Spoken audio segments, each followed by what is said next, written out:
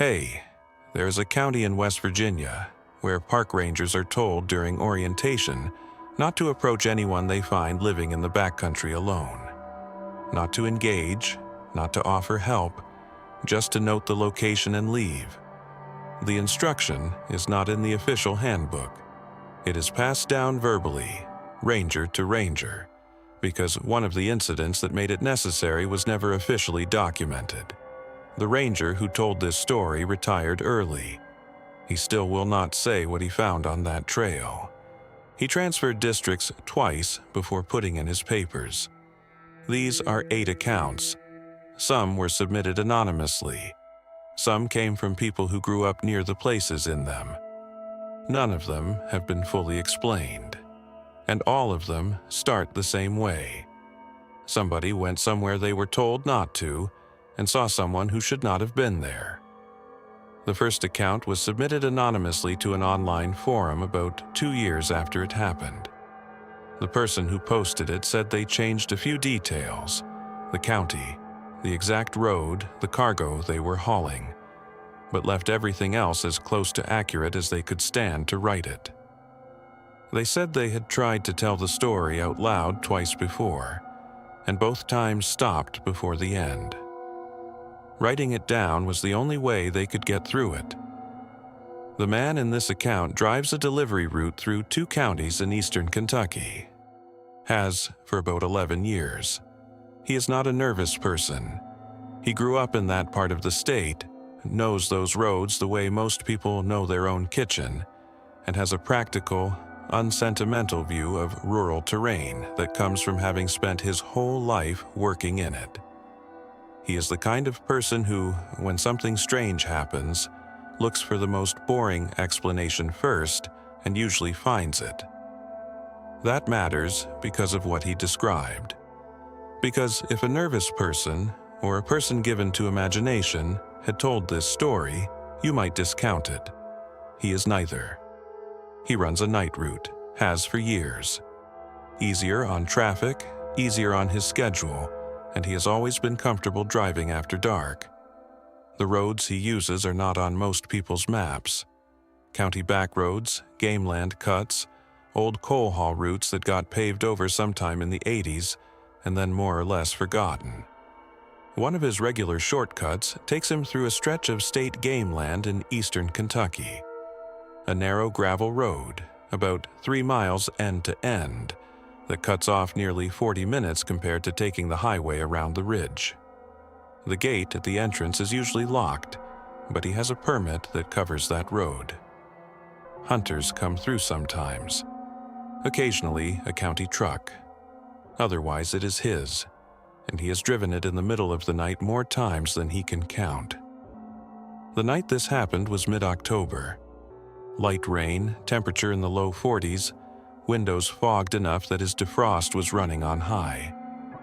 He stopped for gas at a small station about 10 miles before the game land turnoff, filled the tank, and picked up a bad cup of coffee in a paper cup that was already going soft on the bottom.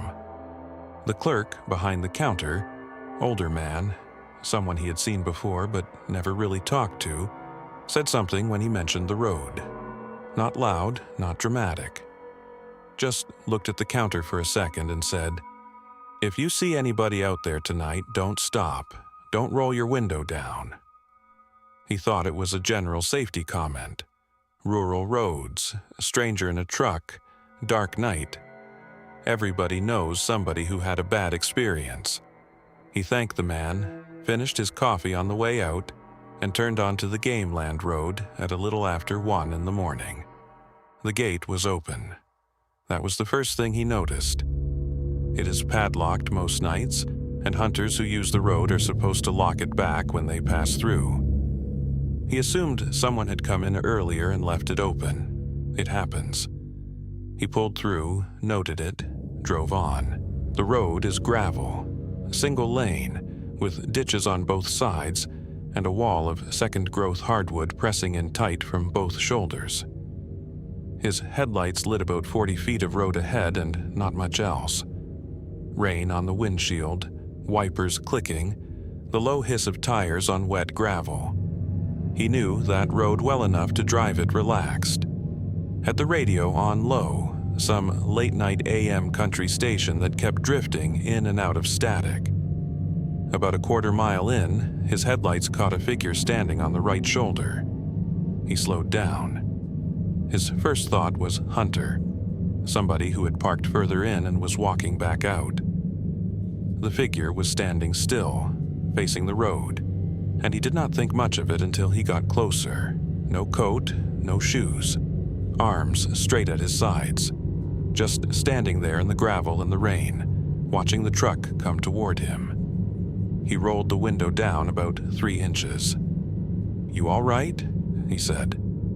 The man did not answer, did not move, did not flinch at the headlights.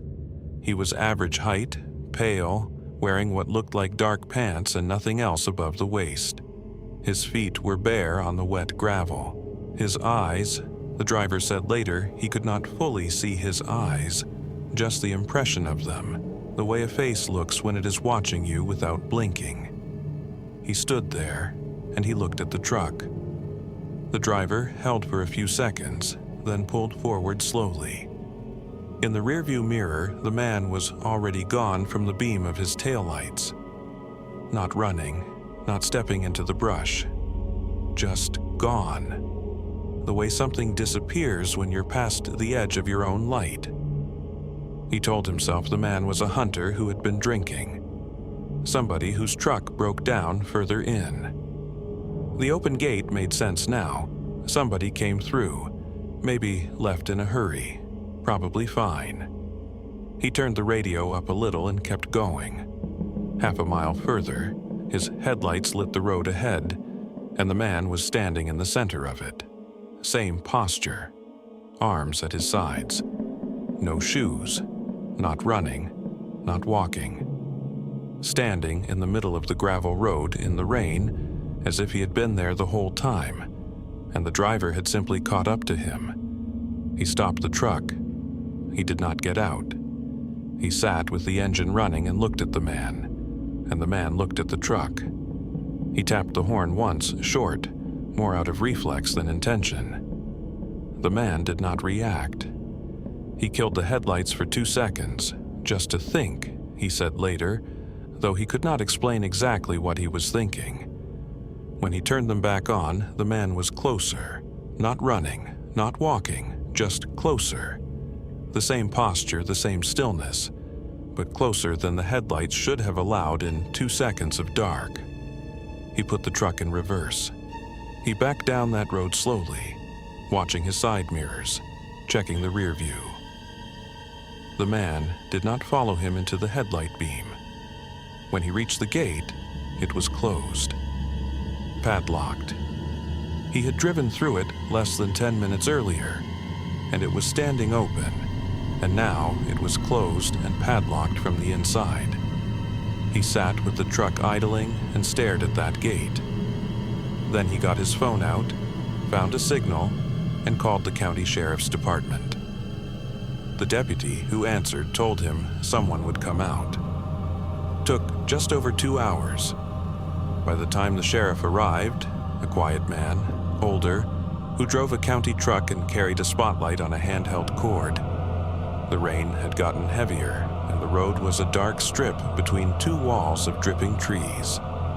The sheriff undid the padlock with a key from his own ring, which the driver noticed and did not comment on. They drove in slowly. The spotlight swept both shoulders, the brush, the road ahead. Nothing.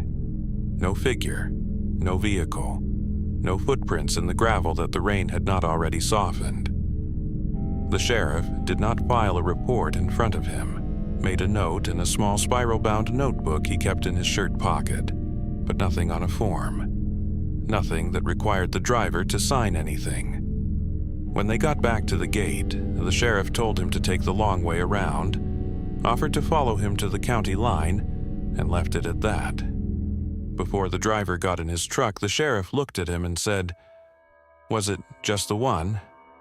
He thought about that question for 2 weeks before he called the county sheriff's department to ask about the incident. The deputy who answered had no record of the call. He described the sheriff who had come out, the truck, the handheld spotlight, the spiral notebook, the key that opened the padlock. The deputy listened, and then said the description sounded like a man who had retired from the department 6 years ago. No active employee matched it. No county vehicle that night had been dispatched to that road. He did not call back again. About a month after that, he drove out to the Game Land Road in the middle of the afternoon with a friend who does not ask too many questions. The gate was locked as normal. They walked in on foot. The gravel was dry and the impressions from the rain that night were long gone. Nothing on the shoulder where he had first seen the figure. Nothing in the road where it had been standing. But about 50 yards into the tree line on the east side of the road, they found a fire ring. Old, cold, built into a low depression in the ground where it would not be visible from the road. The stones were blackened with years of use, not months. Whoever used that ring had been using it for a long time. The ring was positioned with a direct sightline to the road in both directions. Anyone sitting at it could see headlights coming from either end long before the vehicle reached them. He has not used that road since. Not when the highway is closed, not when he is running late, not in daylight. He takes the long way around. He has not told his employer why. He posted the account anonymously and, according to what he wrote at the end of it, has not told the full story to anyone in person. The last line of his submission was this: "The thing that stays with me is not the gate." It's the question the sheriff asked. He already knew there was more than one. He was just checking my count. The driver did not go back to that road for a long time. But curiosity is a strange thing, and eventually he did, and that second visit is the part of the account that changes the shape of everything that came before it. He went in daylight, which felt safer. He brought someone with him, which also felt safer. Both of those things turned out to be almost entirely beside the point. When they parked at the gate and walked in on foot, the first thing he checked was the padlock. He had thought about that padlock more than he wanted to admit over the previous weeks. Not the gate itself, not the man on the road, but the specific fact of the lock. He had driven through an open gate and come back to find it locked from the inside. That meant something had closed it after he entered. And whatever closed it had either been ahead of him on the road or had come in from somewhere else entirely. Neither answer was comfortable. Up close in the afternoon light, the padlock was old. Not just weathered, old in a specific way, the kind of old that suggests it had not been purchased recently. The style of the lock, the shape of the shackle, the casting on the body. His friend, who had worked in a hardware store for a few years in his 20s, looked at it for a moment and said it was the kind the county used to issue in bulk sometime in the late 80s or early 90s. They stopped using that style when they switched suppliers. He could not say exactly when, but it was a long time ago. The county had not put that lock on that gate recently, which meant either the lock had been there for decades and he had simply never noticed what it looked like, or someone else had put it there. Someone who had access to an old county-issue padlock, who knew how to close a gate without making a sound, and who had done so while he was sitting on the other side of it with his engine running. He did not spend long thinking about that. He and his friend walked the road. The gravel was dry. Whatever impressions the rain had left on the night in question were gone entirely, as he expected. He walked the stretch where he had first seen the figure, then the stretch where it had appeared again, closer in the headlights. Ordinary road. Wet leaves blown in from the shoulder. A few deer tracks in the soft dirt at the edge of the gravel. Nothing that looked human. It was his friend who spotted the gap in the tree line. About 50 yards off the east shoulder, maybe 100 yards south of where the driver had stopped the truck the second time. The underbrush had been pushed back. Not cut, not cleared, pushed, bent, shaped over time by something moving through repeatedly in the same direction. A worn trace, narrow, that led from the road into the trees. They did not follow it in. His friend suggested it, and he said no, and the way he said it apparently settled the question. What they did do was stand at the edge of the road and look into the trees in the direction the trace led, because from that angle, in afternoon light with the leaves thinning toward fall, you could see further than you would expect. The trace curved slightly north after about 20 yards and disappeared behind a thickening of brush. But before it disappeared, you could just make out a flattening of the ground, a low area, and in that low area, barely visible, the dark ring of stones. The fire ring. He had figured it was back in there somewhere. Finding it with his eyes from the road, seeing how the trace connected to it, made the geometry of the thing clear in a way he had not fully worked out before. The ring was positioned so that someone sitting at it, or crouching at it, or lying near it, would have a direct line of sight through the brush to the road. Both directions. Anyone approaching from either end would be visible from that ring well before their headlights reached the point where the figure had been standing. That meant the figure on the road had not stepped out randomly. Something had watched the headlights coming and moved to the road before the truck arrived. He stood at the shoulder for a minute, looking at the trees. Then he and his friend walked back to the gate and drove away. While he was pulling out onto the county road, he noticed something he had not registered on the way in. Just past the gate on the outside, where the gravel met the asphalt, there were marks in the soft shoulder. Faint, old enough to have softened at the edges, but readable in the afternoon light. Not boot prints, not animal tracks. Something between the two, wide, deep-heeled, toes splayed more than a shod foot would splay. Bare feet, more than one set. They did not start at the gate and walk away from it. They walked toward the gate from the roadside and stopped at the padlock. Whatever had closed that gate had come in from the road, not from inside the game land, from outside. He thought about the man standing in the center of the gravel road in the rain, and the way the headlights had gone dark for 2 seconds, and the way it had been closer when the lights came back on. He thought about the question the sheriff had asked, was it just the one? And what that question implied about how many answers the sheriff had collected over however many years he had been asking it. And then he thought about one more thing. On the night it happened, when he had backed down the road and reached the gate, he had sat with the engine running for a minute before he called the county. Sitting there, with the headlights pointed back the way he came, he had heard something from the tree line to his right. Not footsteps exactly, more like the sound of someone shifting weight on dry leaves. Deliberate, slow, aware. He had kept his window up and had not looked directly at the trees.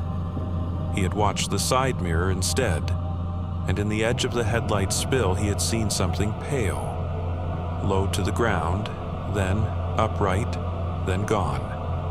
He had not included that part in his original post. He added it in an edit several days later, after a commenter asked if he had seen anything else. The commenter asked one follow-up question. Had he noticed how many sets of prints there were in the road that night in the rain, near where the figure was standing? He wrote back, "I didn't look." The commenter did not reply. Their account was deleted 3 days later. The thing about a fire ring positioned to watch a road is that it does not appear overnight. You do not dig a depression, set stones, and build fires in the same spot for months or years because you stumbled onto that view by accident. You build it there because you chose it. Because that particular sightline to that particular stretch of road meant something to you. It gave you something you wanted. He does not use that road anymore. When the highway closes in bad weather, he adds the extra time and takes the long way around. He has not told his employer about the route change. If they ask, he says the road surface is getting bad. He still drives that county at night, the same route, the same schedule. He turns the radio off when he passes the game land turnoff. He is not sure why, he just does it. A mile past the turnoff, he turns it back on. He said, in the final edit of his post, that the detail he cannot let go of is not the gate, and not the figure in the road, and not the old padlock or the fire ring, or the bare footprints in the mud. It is the sheriff's question, because that question has a logic to it. It is not the question of a man who has never seen this before. It is the question of a man who has seen it enough times that his first concern, on arriving, is getting an accurate count. And the fact that a man matching that sheriff's description has not been with the department for 6 years means one of two things. Either the driver was confused about who came out that night, which he says he was not, or someone who used to handle these calls still handles them, off the books, because the knowledge of how to handle them did not retire when he did. Neither of those explanations makes the road feel safer. The account ends there. No conclusion, no resolution, no attempt to explain what the man on the road was or where it went. Just the fire ring and the footprints and the question, sitting in the dark together. The next account comes from a different kind of place, not a road, but a farm.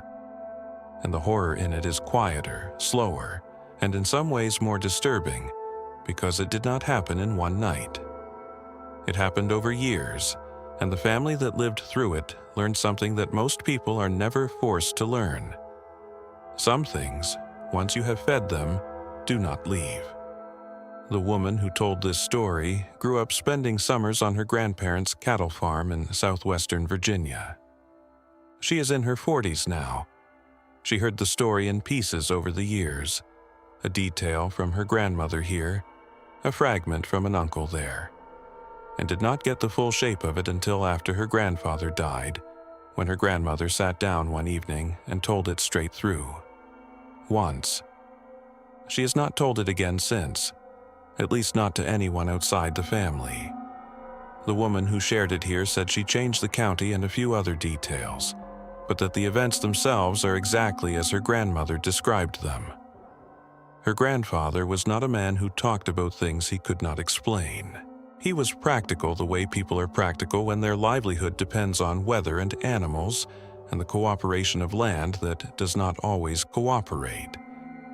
He ran the farm from the mid-1970s until he got too old to manage it himself, then handed the operation to a neighbor on a working lease and spent his last years on the porch.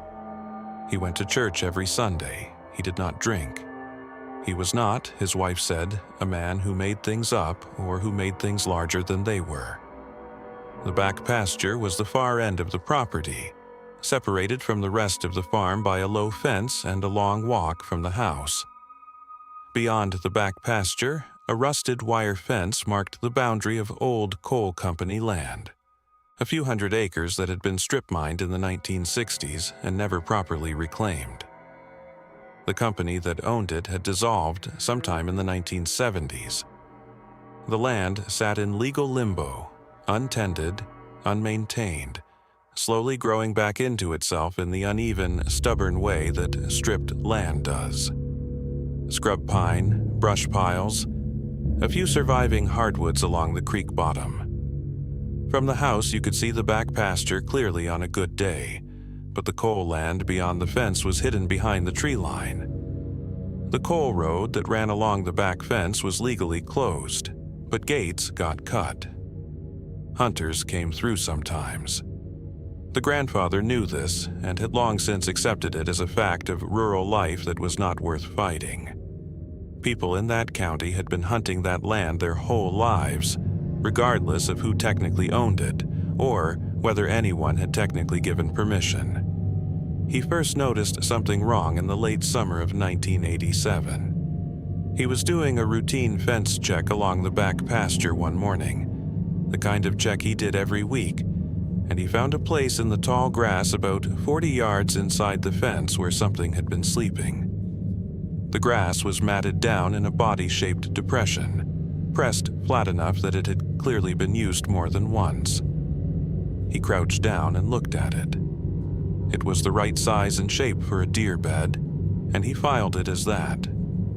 Deer bed at the edge of the pasture, probably a doe using the spot regularly. Not unusual. A week later, the gate at the back fence was open. This gate connected the pasture to the coal road on the other side. It latched from the pasture side with a simple pivoting bar that you lifted and dropped. It had never blown open on its own. He latched it back, checked it by pushing hard, confirmed it was seated, and moved on. 3 days after that, it was open again. He wired the latch down with a piece of baling wire. In the morning, the wire was neatly looped over the post beside the gate. Not broken, not cut. Looped carefully. He switched to a chain and a bolt snap. That lasted 4 days.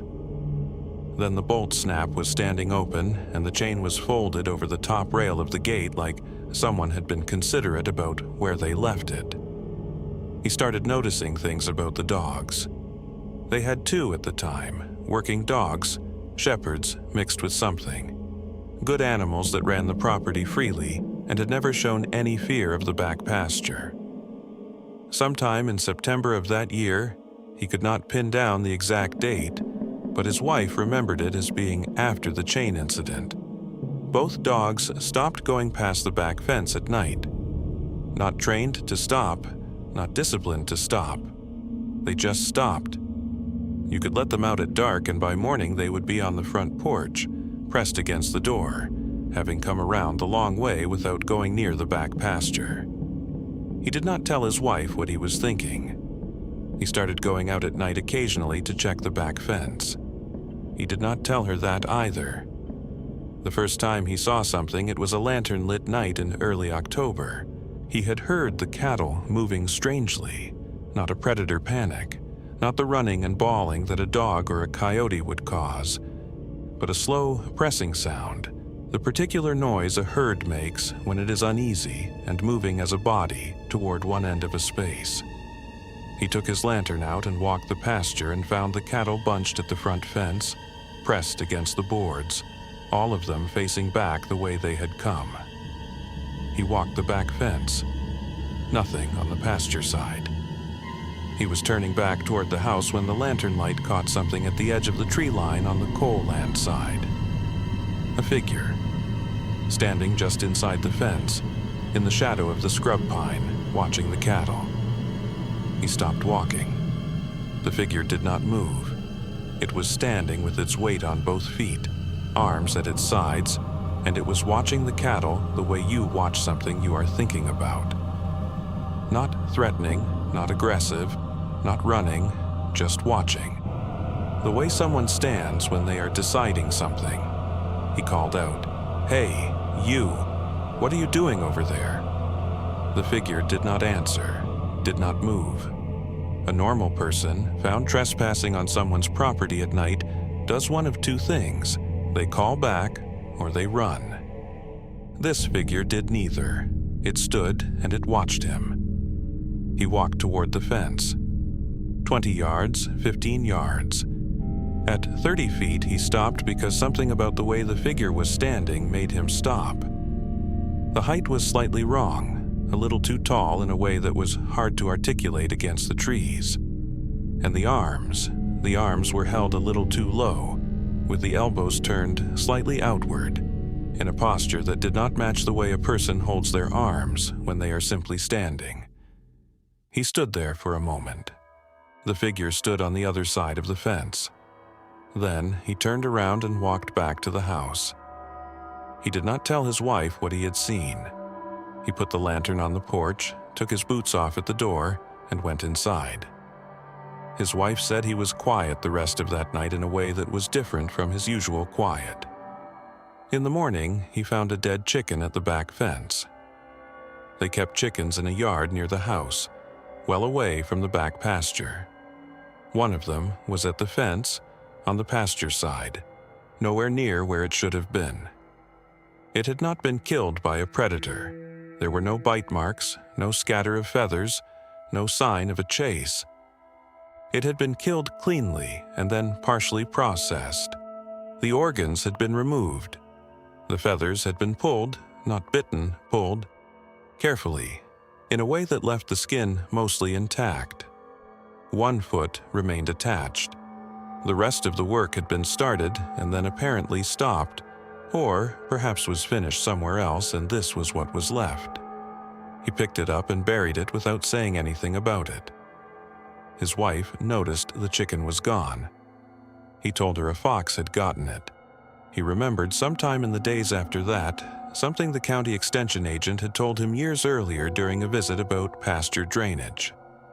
At the end of the conversation, when the agent was packing up his papers, he had said something that the grandfather had not paid much attention to at the time. He had said, "If you ever find sign of somebody living in that coal land, don't try to engage with them. Just close the fence and don't leave anything out that they can use." Then he had said goodbye and driven away, and the grandfather had thought of it as the kind of odd safety advice that practical rural people accumulate over time. The way you accumulate advice about not storing gasoline near a water heater or not driving a ridge road in an ice storm. Sensible, but generic. He had not thought about it again until now. He understood it differently now. He fixed the gate with a new chain and a padlock he bought himself, a good one. He reinforced the back fence in 2 places where the wire had gone slack. He stopped leaving feed near the back of the pasture. For about 3 weeks, things were quiet. The gate stayed closed. The dogs relaxed slightly, though they still would not cross into the back pasture after dark. The cattle settled. He told himself it was over. He was wrong about that. The grandmother told this part of the story only once, and the woman who eventually shared it said she understood why. It is the part that explains the family rule and family rules of that kind. The ones that get passed down without explanation. The ones everyone follows without asking why are usually built on something that someone would rather not have to describe out loud. The grandfather's rule was simple. Do not bring food to the back pasture. Do not leave anything near the back fence. Do not engage with whatever is on the other side of it. He never wrote it down. He never held a family meeting about it. He said it once to his wife and once to his son, and left it at that, the way you leave a rule that explains itself to anyone who needs to understand it. The problem was that the family grew, and the rule got thinner as it passed through more people, and eventually it reached someone who had only heard it as a story. 10 years after the grandfather's encounters, a teenage boy came to visit for 2 weeks in the summer. He was a cousin on the wife's side, 15 years old, from a city in Ohio, the kind of kid who had grown up hearing the farm stories at holiday dinners and found them romantic in the way that people find things romantic when they have never had to live inside them. He heard the story about the back pasture on his second day there. Not the full version, not the chicken, not the figure at the fence, not what the grandfather had seen with the lantern.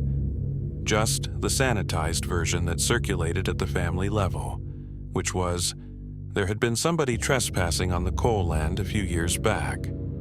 Probably a vagrant, probably gone now, and the family rule was to leave that end of the property alone. To a 15-year-old boy from Ohio, this sounded like an opportunity. He did not tell anyone what he was planning.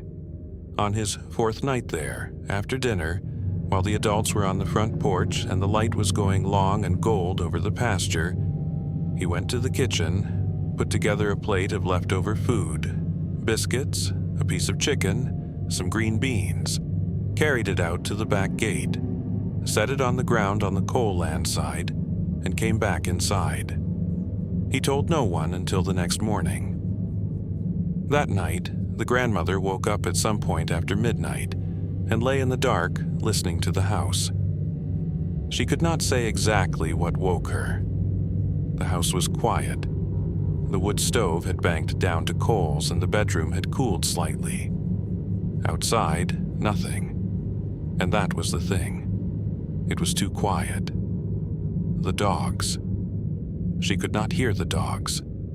They were outside dogs, and on a normal night you could hear them moving around the yard, their nails on the porch boards, the occasional low sound one of them made while sleeping. That night, nothing. She lay still and listened, and after a few minutes she heard her husband get out of bed on his side. He had heard it too. He pulled on his pants and his boots without turning on a lamp and went to the window that faced the back of the property. He stood at that window for a long time. His wife asked him what he saw. He did not answer right away. When he did, he said, "Go back to sleep." She did not go back to sleep.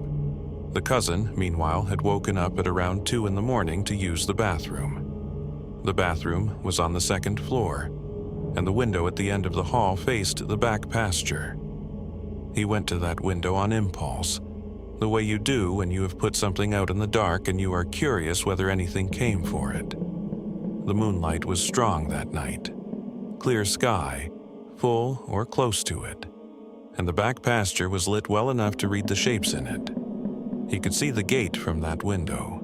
He could see the coal land fence beyond it, and he could see something near the gate, on the coal land side, about 10 feet back from the fence, crouched over the plate he had left. He watched it for 4 minutes. He counted, he said, because his mind needed something to do. The posture was wrong. Crouched but upright, knees bent too high, higher than a person kneeling would naturally hold them, the way an animal sits back on its haunches, but with a human torso above it. The head was down. The movement was fast and specific, not desperate, not frantic, but efficient, the way something eats when it knows what it is doing. It worked through the plate without looking up. Then it stopped. It stopped and it straightened, and the knees came down and it stood up, and it was taller than it had looked while crouching. It stood facing the gate for a moment. Then it turned and looked directly at the upstairs window. He stepped back from the glass. He said later he was not sure whether it had seen him or whether it had simply known where to look. He went and knocked on his grandparents' door. The grandfather opened it before the second knock, which meant he was already awake and already standing near the door. The cousin told him what he had done with the food. He told him what he had seen from the window. The grandfather was quiet for a moment. Then he asked, "Did you put food out for it?" When the boy confirmed it, the grandfather did not raise his voice. He got dressed in the dark, same as before, pants, boots, flannel shirt, and he went out the back door with a flashlight. He was gone for about 10 minutes. When he came back, he set the flashlight on the counter and sat down at the kitchen table and looked at the boy. He said, "Don't do that again. You don't know what you started." The boy asked what he meant. The grandfather did not answer that question. He sent the boy back to bed and sat at the kitchen table until morning, with the flashlight in front of him and the back door locked. For the next 3 nights, the cattle would not go near the back third of the pasture. They bunched at the front fence the same way they had the first time, pressed together, facing toward the house. The dogs stayed on the front porch and would not be coaxed off it. The grandfather went out on the 4th morning to check the back fence and found the grass impression again. Larger than the one from 10 years before, or a different one entirely, he could not be sure, and closer to the gate. Much closer. It was within arm's reach of the fence on the coal land side. He found something else at the fence. A scrap of cloth tied to the barbed wire at the top of the coal land fence. Not caught accidentally, tied deliberately, a small, careful knot around the wire, the loose ends tucked back through so it would not unravel. The cloth was dark, worn, soft from long use. He did not recognize it as coming from anything the family owned. He stood at that fence for a moment looking at the knot. Then he took out his pocket knife and cut it off, and he took it to the burn barrel behind the barn and burned it, and he did not show it to anyone or mention it to his wife. His wife found out about it years later, after he died, when she was going through a small notebook he kept in his coat pocket. He had written it down in his precise, practical handwriting, along with the date. Just the facts, no interpretation. Found cloth on coal fence. Burned it. 2 sentences. The grandmother said the burning was the part that told her everything she needed to know about how seriously he took it. He was not a superstitious man. He did not burn things for symbolic reasons. He burned it because he did not want it on the property, and he did not want anyone to find it, and he did not want to have to explain what it was, or where it had come from, or what he thought it meant that someone had put it there. She said she thought she understood what it meant, though. She thought whoever had tied it there had done it the way you mark something, the way you indicate that you know where a thing is, that you have been to it and noted it and intend to return. The family sold the back parcel of land in 1999. The grandfather made the decision quietly, sold it to a timber company that never did much with it, and did not explain his reasoning to anyone who asked. His wife knew. She did not ask him to explain it either. The cattle farm itself changed hands a few years after the grandfather passed. The current owners, whoever they are, have fenced off the back pasture entirely. It is not used for grazing, not used for hay, not used for anything visible from the road. Just a section of property with a fence around it and nothing inside it. Nobody from the original family has asked the new owners why. The grandmother told the story once, that one evening, and then folded her hands in her lap and looked out the window for a while, and said she thought the grandfather's rule made sense.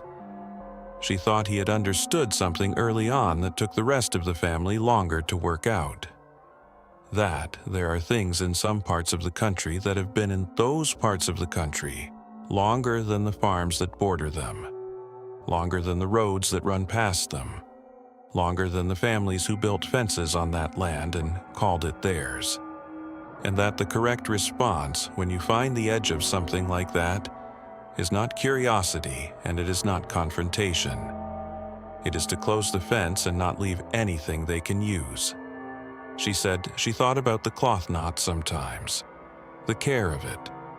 Someone had tied that knot in the dark on a wire fence in a cold pasture and taken time to tuck the ends back through so it would hold. That level of deliberateness, she said, was the thing she found hardest to put out of her mind. Not the figure, not the sounds, the knot. Like someone wanted it to stay. The following account comes from a different kind of witness. Not a family member, not a driver passing through. A ranger. 14 years in the eastern Kentucky forest system. The kind of experience that makes a person hard to rattle in the woods. What he found on a closed trail after a storm, and what happened when he reported it, and what he found when he went back 6 months later on his own time, is the account that made him transfer districts the following spring. He has never publicly stated what he believes was living out there. When pressed, he gives the same answer every time. It was a person, he says. I'm sure of that, mostly. The trail had been closed for 11 days when he walked it. Storm damage, a significant windfall event in late August that had dropped trees across 3 separate sections of the trail and undercut one of the footbridges badly enough that the district pulled the closure signs out of storage and padlocked the trailhead gate the same afternoon the damage report came in. 11 days later, the ranger was assigned to do a condition assessment. Walk the trail, document the damage, photograph the problem sections, estimate the labor and materials for reopening. Standard post-storm work. He had done it dozens of times. He had 14 years in the eastern Kentucky forest system by that point. He knew that trail specifically. had walked it in every season, had done search work on it twice, knew where it ran wet after rain and where it dried out fast and where the deer moved through it in the early mornings. He was not a person who got uneasy in the woods. He said that plainly when he told this story, not as a boast, just as context. A nervous person in the woods misreads things. He was not a nervous person, and he knew the difference between what the woods sound like when nothing is wrong and what they sound like when something is. He signed himself into the trail log at the trailhead at 7:40 in the morning. The parking lot was empty except for his truck.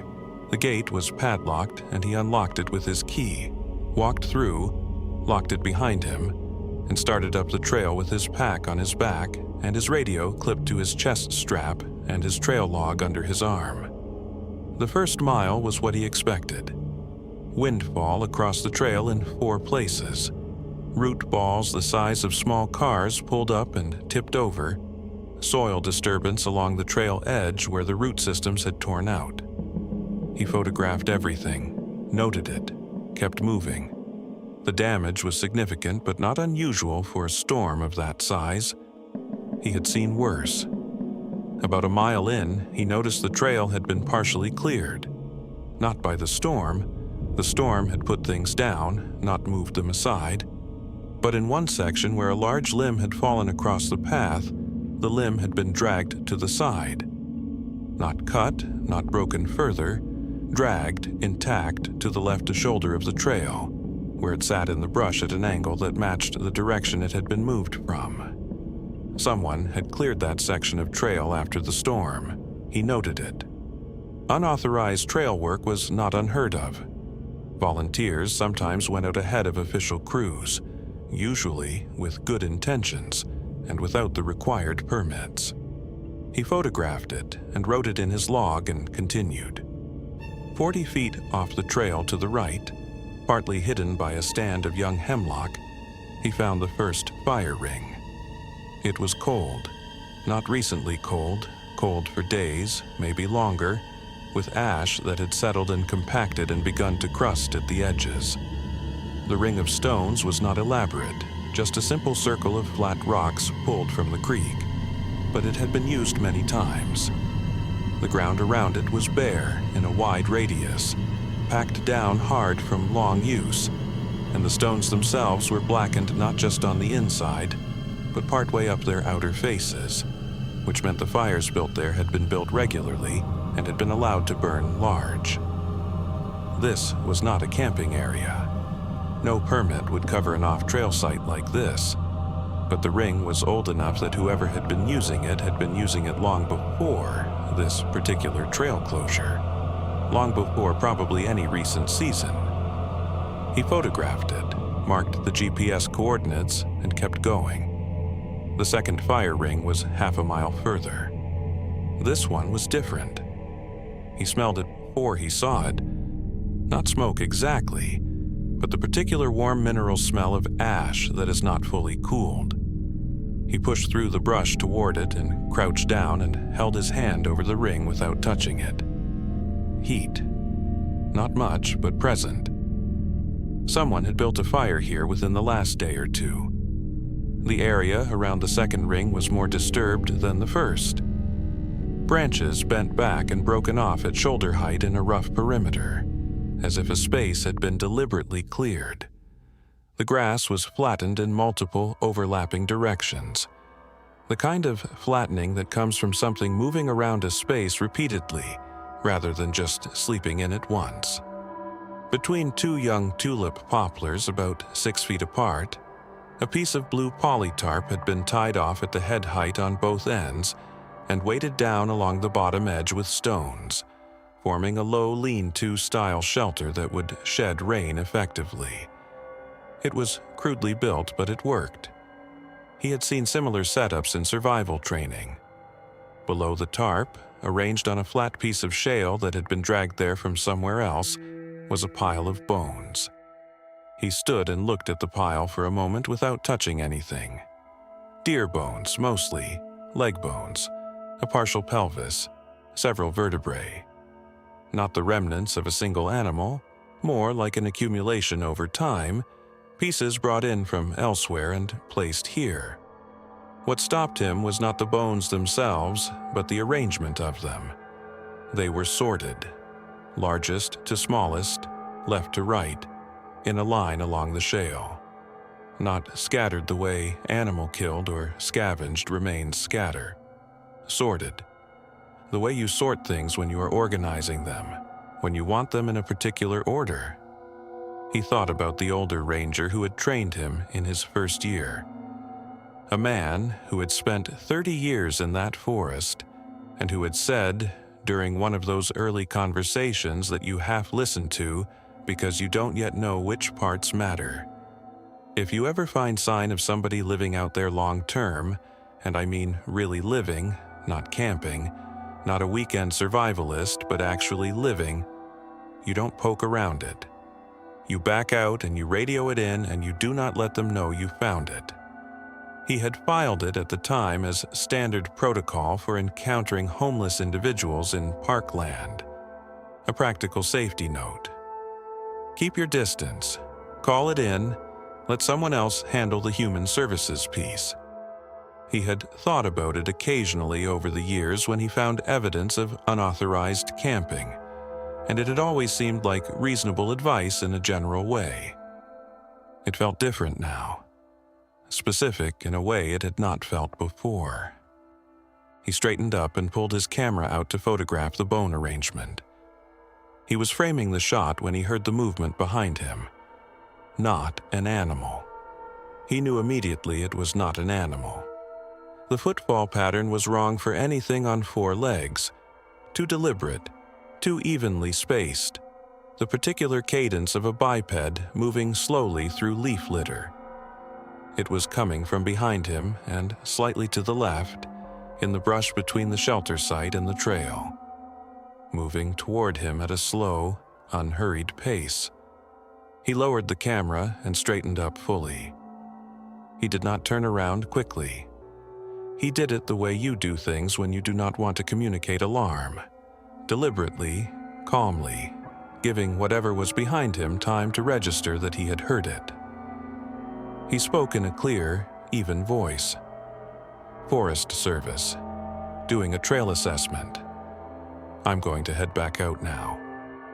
The movement stopped. He waited 30 seconds. He counted them. The woods were quiet in the specific way they go quiet when something in them is also waiting. Then he started walking back toward the trail at a normal pace. Not fast, not slow. The pace of someone finishing their work and heading home. The movement started again. Behind him. Parallel to his line of travel, staying in the brush off the trail edge, matching his pace with an accuracy that was not accidental. When he walked, it walked.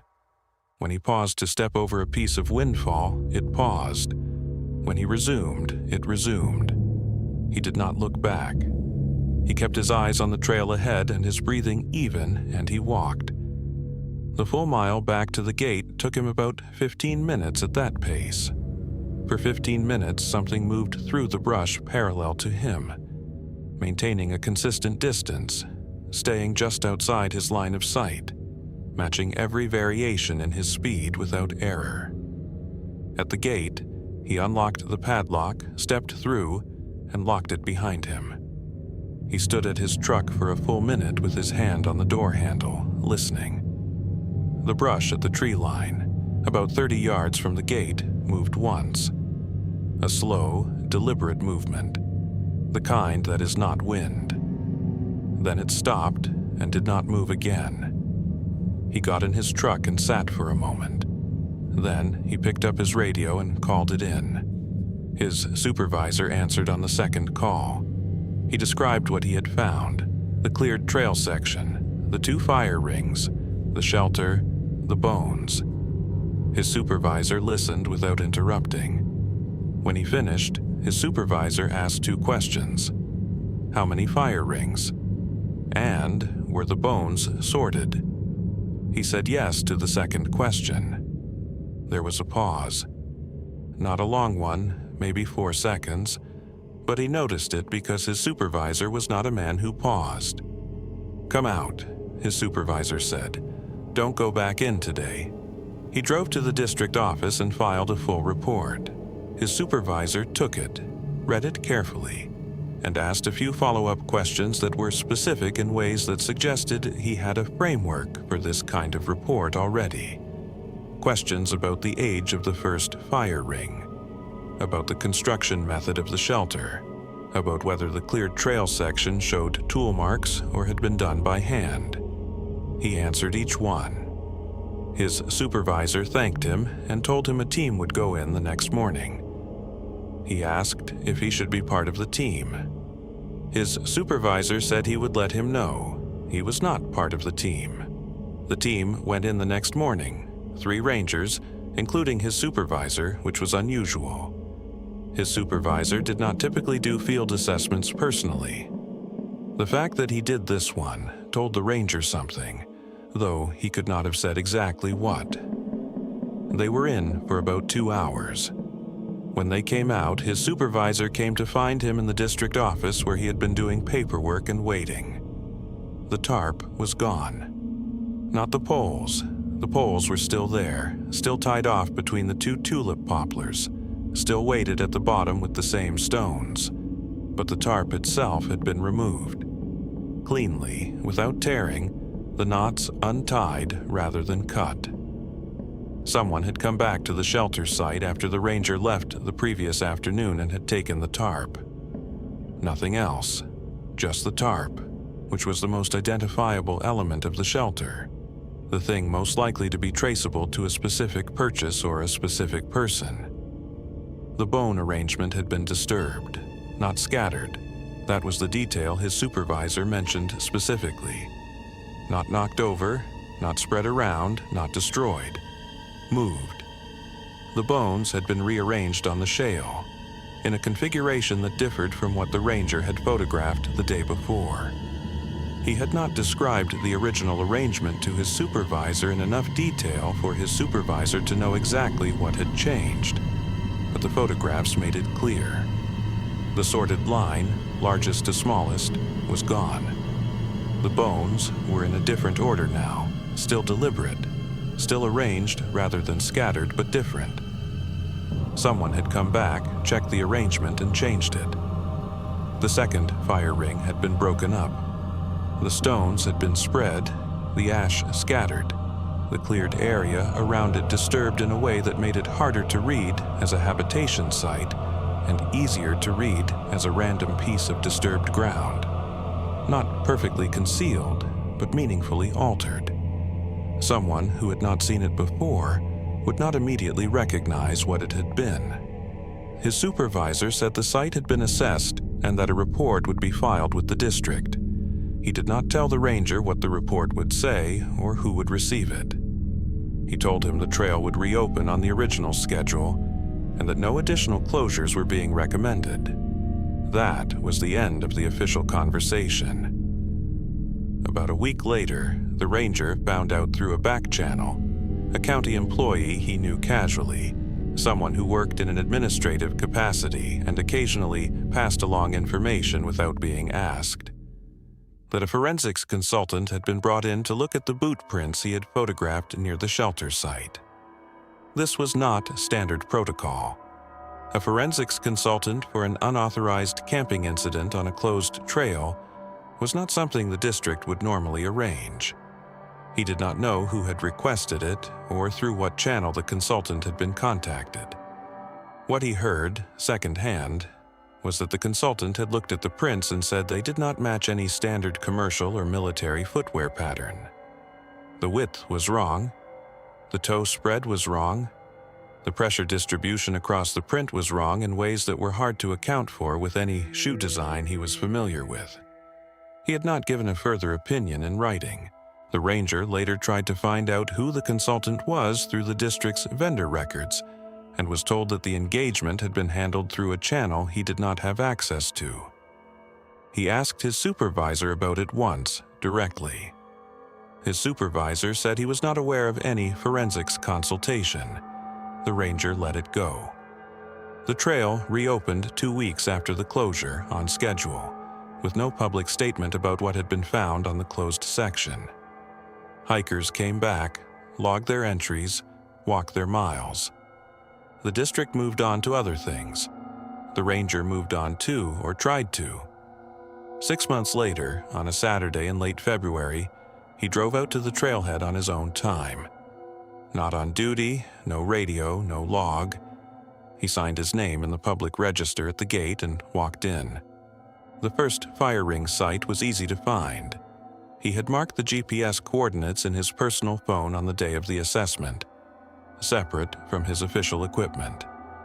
He pushed through the hemlock stand and found the depression in the ground and the circle of stones.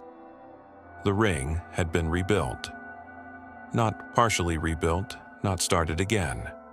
Rebuilt, with the same flat creek stones arranged in the same pattern, the same radius, the same orientation. A fire had been built in it recently. The ash was fresh, light gray rather than compacted and dark, and the smell of it was still present in the cold air. Sometime in the last few days, a fire had been burning in that ring.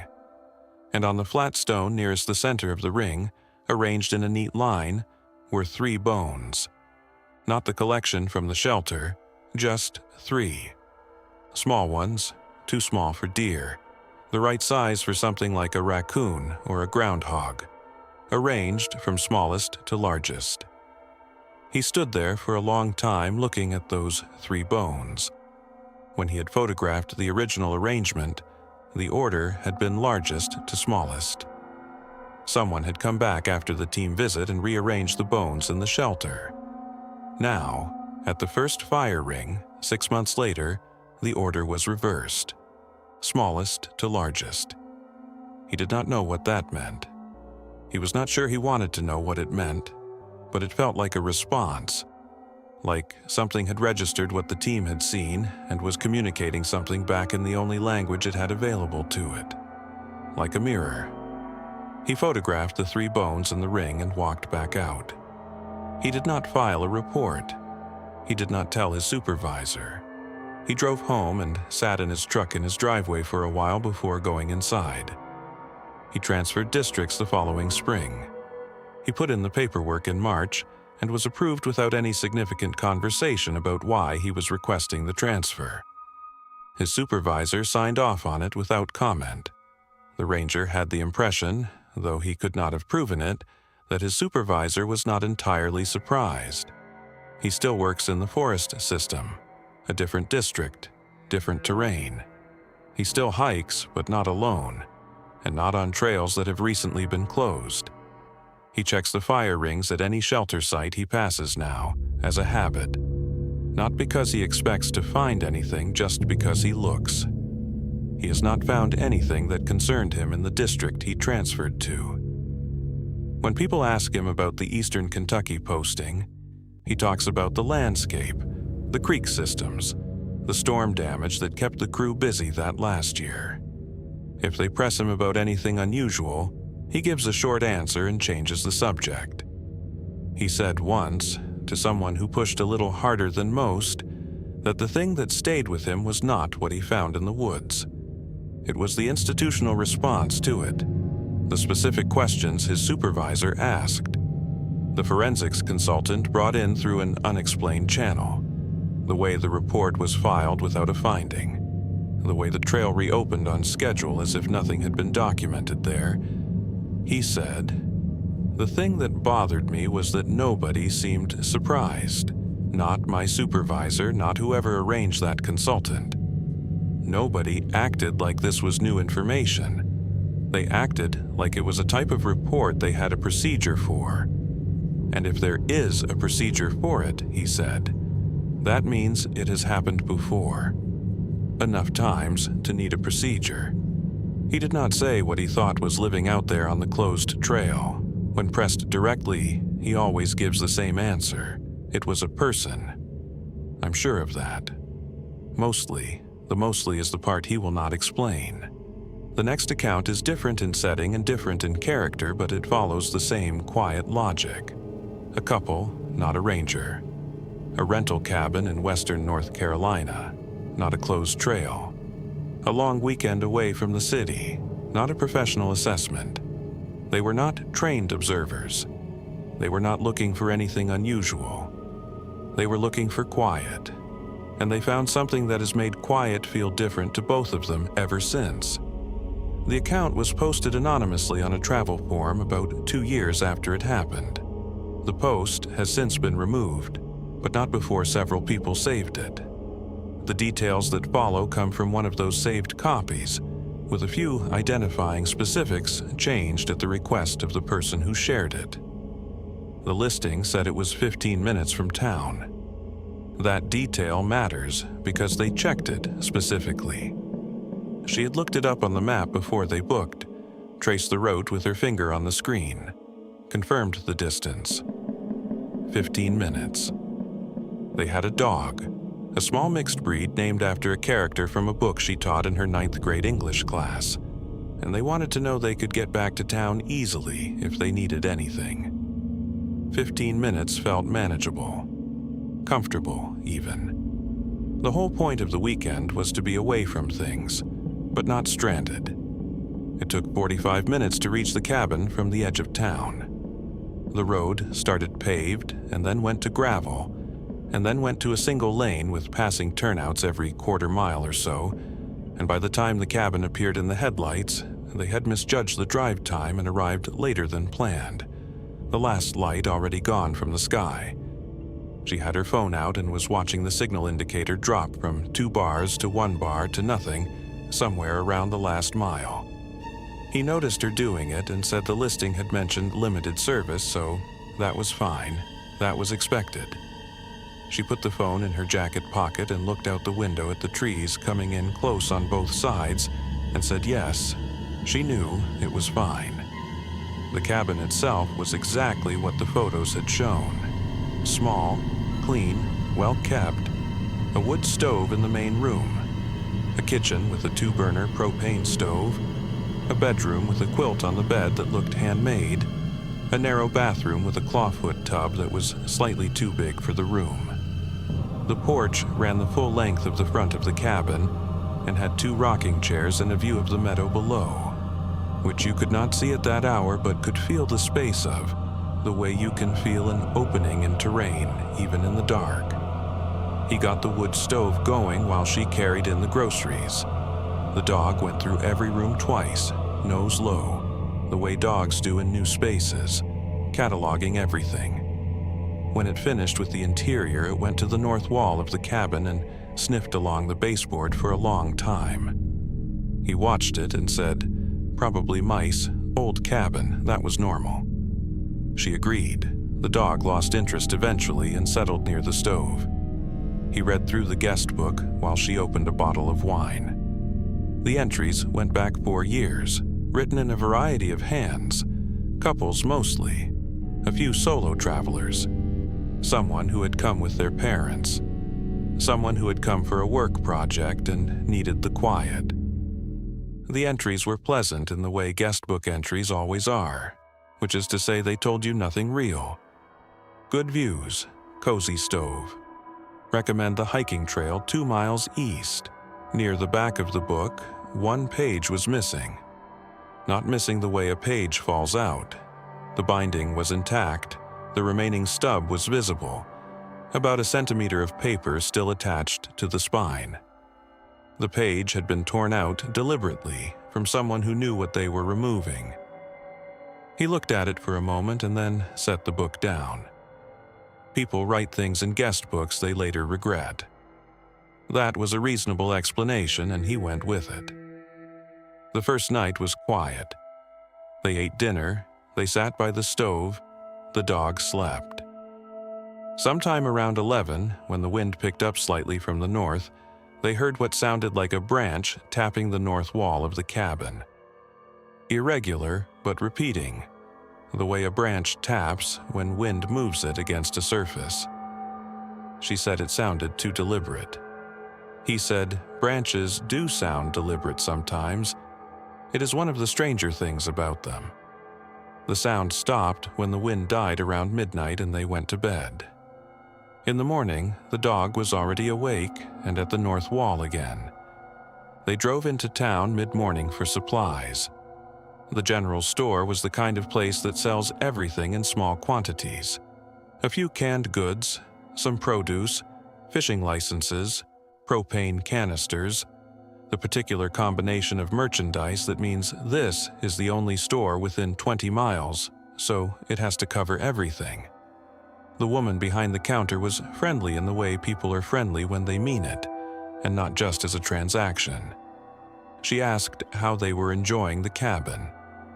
When he named the property, something shifted in her expression. Not fear, not warning, just a half-beat of something he could not name. A small pause before she answered. Then she said, "Just keep your porch light on at night, and don't leave food outside."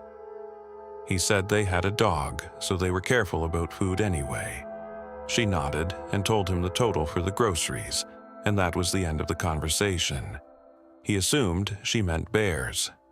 Western North Carolina had a healthy black bear population, and the advice was standard enough that it barely registered. Keep the porch light on was a little unusual. Bears are not deterred by porch lights in any significant way. But he filed it under general rural advice and moved on. The second night was when the tapping came back. The wind was not moving. He checked because she pointed it out, looked at the trees through the kitchen window, watched the branches, confirmed they were still. The tapping was on the north wall, the same rhythm, spaced about 8 seconds apart. Deliberate was the word she used again, and this time he did not argue it. He went outside with the flashlight. The north wall had no branches touching it. The nearest tree on that side was 6 feet from the siding, a young maple that was nowhere near close enough to reach the wall in any wind they were likely to get. He stood outside in the cold with the flashlight and looked at the wall, and then looked at the tree line, and then looked at the ground between them. There was a gap in the brush at the edge of the tree line. Low, narrow, the kind of gap that forms when something moves through the same path repeatedly. It led north into the trees, curving slightly before it disappeared into the dark. He looked at it for a moment. Then he went back inside. He did not tell her about the gap. He said he had not found anything, which was true in the narrow sense. He poured another glass of wine, and they sat by the stove, and after a while the tapping stopped and they went to bed. He lay awake for a long time. The dog was at the foot of the bed, which was where it always slept, but it was not sleeping. He could feel it awake by the quality of its stillness, the alert stillness of an animal that is listening rather than the slack stillness of sleep. He lay in the dark and listened with it. The third night they went to bed earlier, both of them tired in the way that fresh air and quiet and a low-grade unease can make you tired by 8 in the evening. He was almost asleep when she put her hand on his arm. The tapping was on the roof. Not the wall this time. The roof. A sequential sound, moving from the north edge of the roofline toward the peak, slow and deliberate. Each contact point distinct. Not a branch. Nothing came close enough to the roof on the north side to account for it, and the night was still, no wind at all. The sound moved up the roof and stopped at the peak, and then there was silence. The dog got off the bed. That was the moment he marked later as the point where something changed in his body. Not fear, exactly, more like a shift in how his nervous system was processing the room. The dog got off the bed and went under it, which it had never done in its life, and that was worse than anything the roof had done. She asked quietly, "Is somebody on the roof?" He got up. He pulled on his boots and his jacket and took the flashlight and went out the front door to check the porch. The porch was empty. The rocking chairs were still. He went around the side of the cabin, the east side, to approach the north side from an angle, and swept the flashlight along the roof line and down the north wall and across the ground between the wall and the tree line. At the corner of the cabin, where the north wall met the east wall, Something was crouched at ground level.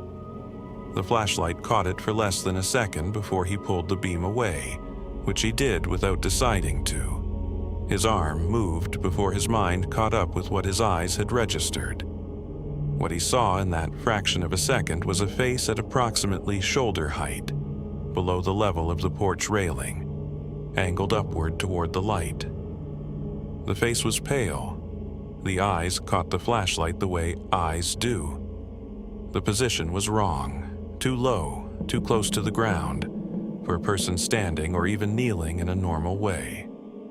He stepped backward through the front door and locked it. He turned off the porch light. He stood in the dark kitchen and breathed. She asked him what he saw. He said, "I'm not sure." He said that because it was true. He was not sure what he had seen. He knew the height was wrong, and he knew the position was wrong, and he knew that something with a face had been at the corner of his cabin at 11 o'clock at night, and beyond those facts, he was genuinely unsure. He told himself there were explanations. A person crouching for some reason. An animal, though the face had not looked like an animal's face. The flashlight playing tricks in the dark. He kept the kitchen light on. They sat at the kitchen table and did not go back to bed. He kept his jacket on and his boots on and his car keys in his hand. The dog stayed under the bed for the rest of the night and did not come out until first light began to show under the door. The thing about sitting at a kitchen table in a dark cabin waiting for dawn is that you have a lot of time to think. He thought about the gap in the brush. He thought about the tapping, how it had moved from the wall to the roof, how each night it had been closer.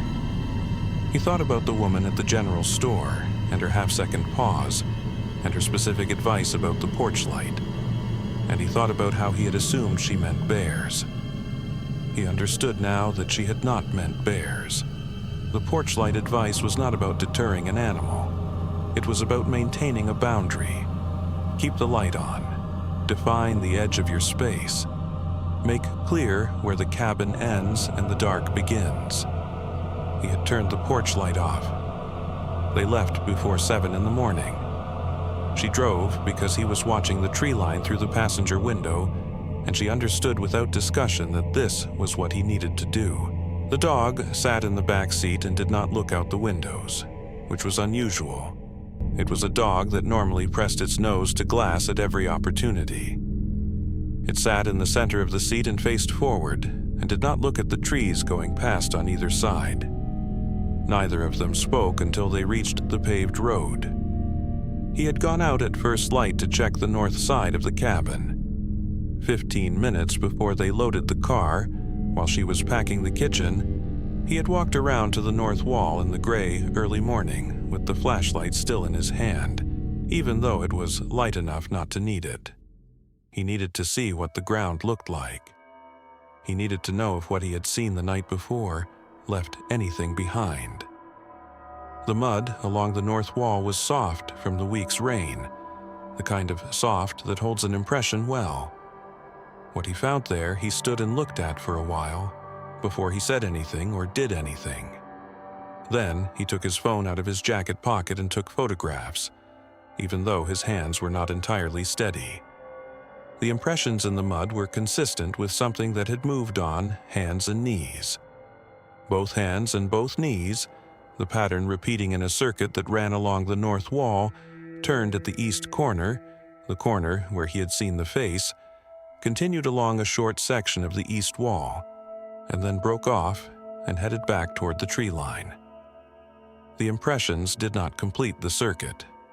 Whatever had made them had gone around two sides of the cabin and then stopped, turned, and returned the way it came. The impressions were not small. He crouched down next to one of the hand impressions and spread his own hand beside it without touching the mud. The span was wider than his hand. The fingers, the pressure points where the fingers had contacted the ground, were spaced further apart than his own, and the middle fingers were longer in proportion than human fingers typically are. He did not have a way to account for that. He looked at it for a while and then stood up and went back inside and told her they were leaving. In the car, once they were on the paved road, she asked him what he had found. He told her about the impressions. He described them as accurately as he could, which meant describing things he did not have good explanations for. And he did that because he had decided on the walk back to the car that he was not going to minimize it. He had minimized the gap in the brush. He had minimized the tapping. He had told her he was not sure what he had seen at the corner of the cabin, which was technically true, but was also a way of not saying what he suspected. He was done minimizing. She listened without interrupting. When he finished, she was quiet for a moment. Then she said, "I want to look at the listing again when we get home." They did not talk much for the rest of the drive. The dog fell asleep somewhere around the county line, the sudden hard sleep of an animal that has been awake and alert for too long. When they got home, he opened his laptop and found the rental listing. He had looked at it many times before booking, the photos, the description, the reviews. He went through all of it again now with different eyes. The photos showed the front of the cabin, the porch, the interior rooms, the meadow view. He went through them twice. The north side of the cabin was not in a single photograph. Not one. Every other angle was represented. East, west, front. The roof line from the meadow side. A shot taken from the tree line looking back at the cabin from the south. The north side, the side that faced the tree line where the gap in the brush was absent from the listing entirely. He did not know if that was intentional. He did not know how you would know. He contacted the rental platform through their message system and asked about the property history. The automated response told him his inquiry had been received. A follow-up response 3 days later asked him to clarify his question. He wrote back asking whether there had been any reported incidents at the property or any known issues with the surrounding land. He never received a response to that message. The reviews on the listing were positive. Cozy, quiet, beautiful views, highly recommend. Several mentioned the wood stove specifically. One mentioned hearing wildlife at night, which they had found exciting rather than concerning. None of them mentioned the north side of the cabin. None of them mentioned the tapping. He thought about the torn page in the guest book. She had not stayed in a rental cabin since. He had, once about 8 months later, a trip with a friend to a different state. He had spent the first 2 hours after arrival walking a circuit of the exterior of that cabin, checking the tree line on all 4 sides, looking for gaps in the brush, looking for signs of a path worn by repeated use. His friend had watched him do this and asked what he was looking for. He said he was just getting a feel for the property. His friend accepted that. But the gap in the brush, that image had lodged in him in a way he could not dislodge. The particular look of a path made not by deer, which punch through brush on narrow hoof-width lines, and not by people walking upright, which make a taller corridor. This gap was low and wide, the right dimensions for something moving close to the ground, and it had been used enough times that the brush on either side had been pushed back permanently, the stems bent away, and holding their bent position the way stems do when they have been deflected repeatedly over a long period of time. He had followed that gap with his eyes from the porch in the daylight after they had decided to leave. He had not walked into it. He had not wanted to walk into it, but he had stood at the porch railing and followed its curve into the trees and found where it led, or at least where it seemed to lead. About 30 yards into the tree line, in a shallow hollow where the ground dipped below the surrounding terrain, there was a structure. Not a tent, not a campfire. A structure. A low frame of branches lashed together with what looked like strips of bark, roofed partly with more bark and partly with a section of old green tarp that had faded to gray-green and was barely distinguishable from the surrounding vegetation. The front was open, facing roughly toward the cabin. The interior was in shadow, and he could not see into it clearly from where he stood, but the floor of it appeared to be layered. Leaves, cloth, something else he could not identify. The whole thing sat in the hollow in a way that made it very hard to see from any angle except from the cabin's porch, looking directly north. From the road it would be invisible. From the south it would be invisible. From the east and west, the hollow hid it. It had been built by someone who understood sight lines. Built low, built into the terrain, covered in materials that matched the surrounding vegetation. And oriented, specifically, deliberately oriented, with its open face pointing at the cabin's kitchen window. The structure was not new. The bark lashings had dried and darkened in a way that takes seasons, not weeks. The tarp section had been there long enough for the grommets along its edge to rust completely through. Whatever had built that structure had built it in a previous season, possibly several seasons ago, and had been using it, returning to it, maintaining it, adding to it, ever since. From inside that structure in the hollow, you would have a clear view of the kitchen window. The angle was right. The distance was right. Anyone cooking dinner at the kitchen window, as they had done both evenings, would be visible from that hollow in clear detail whenever the kitchen light was on and the outside was dark. They had cooked dinner in front of that window both nights. With the kitchen light on and the outside dark, they would have been perfectly visible, and whatever was in that hollow would have been completely invisible to them. He stood at the porch railing for a long time looking at the structure in the hollow. Then he went inside and told her they were leaving and carried the bags to the car. The listing is still active. He checked it 6 months after the trip and the photographs were the same. Front, porch, interior, meadow, south tree line. No north side. The reviews were still positive. Someone had added a new one. Perfect for a quiet getaway, very private. Felt like we had the whole mountain to ourselves. He did not leave a review. The structure in the hollow had been there through multiple seasons. It had been built to watch the cabin. Not built and abandoned, built and maintained, returned to, used over a period of time long enough that the materials had aged, and the hollow had been shaped by repeated occupation. That cabin was not a getaway that happened to be near something strange. For whatever used that hollow, the cabin was a landmark, a known location, a place worth watching on a regular basis, from a structure specifically built for the purpose. He thinks about the torn page in the guest book sometimes. He does not know what was written on it. He does not know who tore it out. But he thinks that whoever stayed in that cabin before them, in whatever season they stayed, saw something or heard something or found something that they wrote down in that book, and then thought better of leaving it. The following account comes from further west and further back in time, a Tennessee ridgeline, an October morning, a hunter who had worked that same ground for 15 years and knew it the way he knew his own hands. He was not a man who got uneasy in the woods. He said so himself, and the people who knew him confirmed it.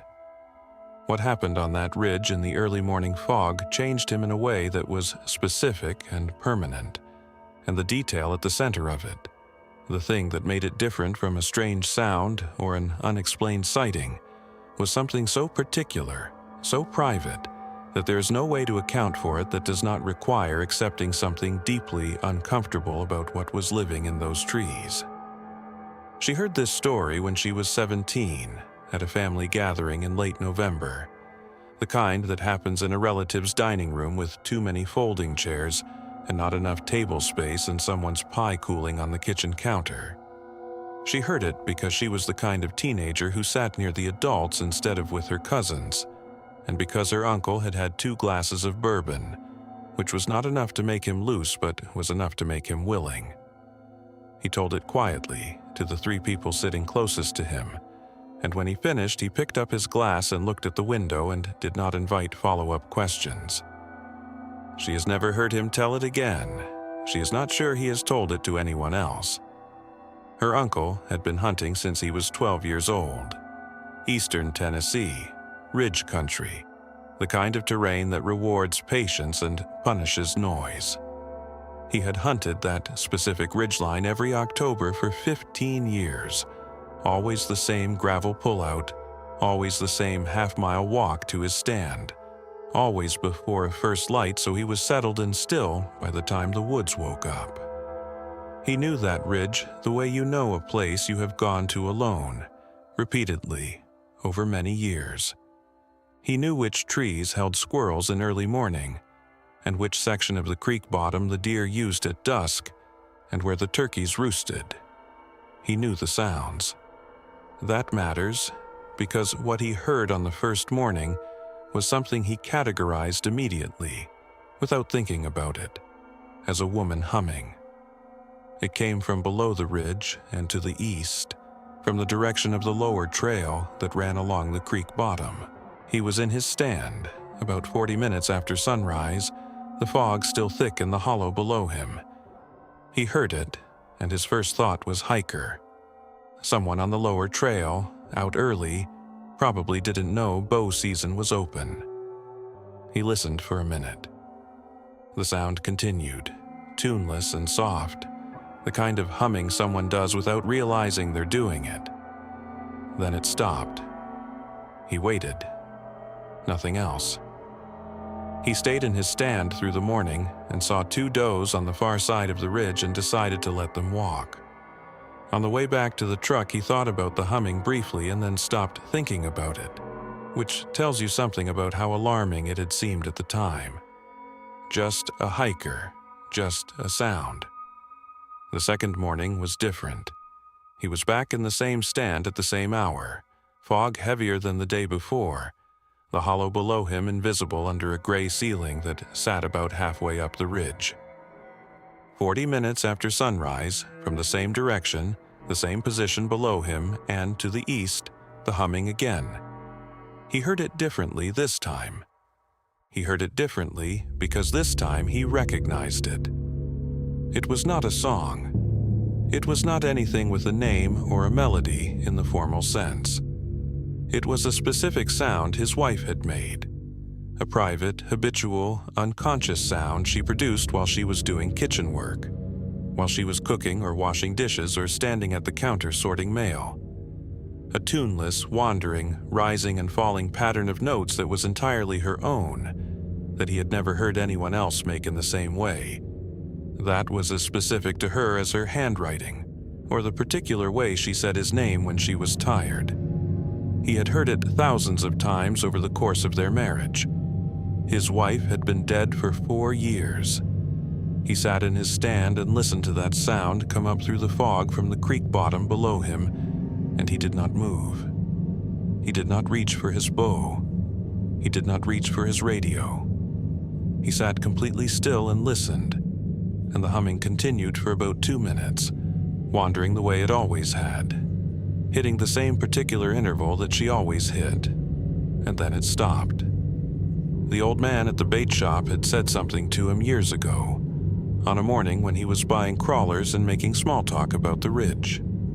The old man had been behind the counter for as long as anyone could remember, knew that land and the people who hunted it, and had offered exactly one piece of advice unprompted in all the years the hunter had been stopping in. He had said, "Don't answer anything that sounds like somebody you know up on that ridge, especially if it sounds too much like them." He had laughed at the time. The old man had looked at him and had not laughed back, and then the transaction was finished and he had taken his crawlers and gone. He remembered that now, sitting in his stand in the fog, listening to the silence where the humming had been. He remembered it clearly. He should have climbed down and walked back to the truck. He understood that later, clearly and without ambiguity. He should have climbed down and walked away. The warning was specific, and the situation matched it exactly, and the correct response was to leave. Instead, before he had fully decided to do it, before the thinking part of his brain had caught up to the part that had already opened his mouth, he called his wife's name. The way he used to call it. Her name the way he said it, which was slightly different from the way anyone else said it. A small habitual variation in the vowel that had been his alone. He called it out into the fog in the direction of the creek bottom, and the word left him before he understood what he was doing. And then it was out there in the cold air under the trees, and he could not take it back. The humming stopped. Silence. The specific silence of a woods that is also listening. He counted to 20 without meaning to, just counted, the way your mind reaches for something mechanical when the rest of it has gone quiet. Then, from slightly closer than before, not from the creek bottom now, from partway up the ridge, closer to his stand by maybe 50 yards, his wife's voice said his name. His name in her voice, with the particular softness she used in the morning before either of them had fully woken up. Clear enough that for one fraction of 1 second his body responded to it the way it had always responded to it, with recognition, with the particular kind of attention you pay to a voice you have known for decades. His body knew it before his mind caught up. Then his mind caught up. He climbed down from the stand. He did not look toward the sound. He did not answer. He picked up his bow and his pack and he walked back down the trail toward the gravel pullout, with his eyes on the path in front of him and his shoulders set, and his breathing controlled in the deliberate way you control your breathing when what you want to do is run. He heard nothing following him. No footsteps, no movement in the brush, no repetition of the voice. Just the normal sounds of the ridge in the morning. A woodpecker somewhere to the north. The creek audible briefly when the trail dipped toward it. His own footfalls on wet leaves. He got in his truck. He put his bow in the back. He sat in the driver's seat with the door closed and his keys in his hand, and did not start the engine for a long time. The thermos of coffee was on the passenger seat where he had left it. He did not drink any of it. He drove home still in his hunting clothes, and when he pulled into his driveway, he sat there in the truck until his neighbor came out of her house and waved at him through the windshield. And the normalcy of that, a neighbor, a wave, a Tuesday morning in a town, was enough to make him get out of the car. He did not tell anyone what had happened. Not that day, not for several weeks. He sat with it and turned it over and tried to find the explanation that fit the way he always approached problems, methodically and without sentiment. He was not a person who frightened easily, and he was not a person who reached for supernatural explanations when practical ones were available. He tried every practical explanation he could construct. A hiker who happened to be humming. A sound that traveled strangely in fog and resembled something familiar because his mind was primed to hear it. An animal that produced a sound in a human register, which some animals can do. None of those explanations accounted for his name. Said in her voice, said in the specific register she used in the morning, from a position on the ridge that was higher than it had been before, as if something had been moving uphill while he sat in his stand. He went back. That was the part that surprised his niece when she heard the story.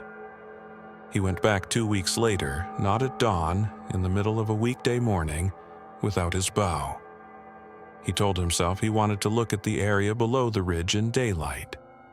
He brought his phone and a flashlight and drove to the gravel pullout and walked the trail.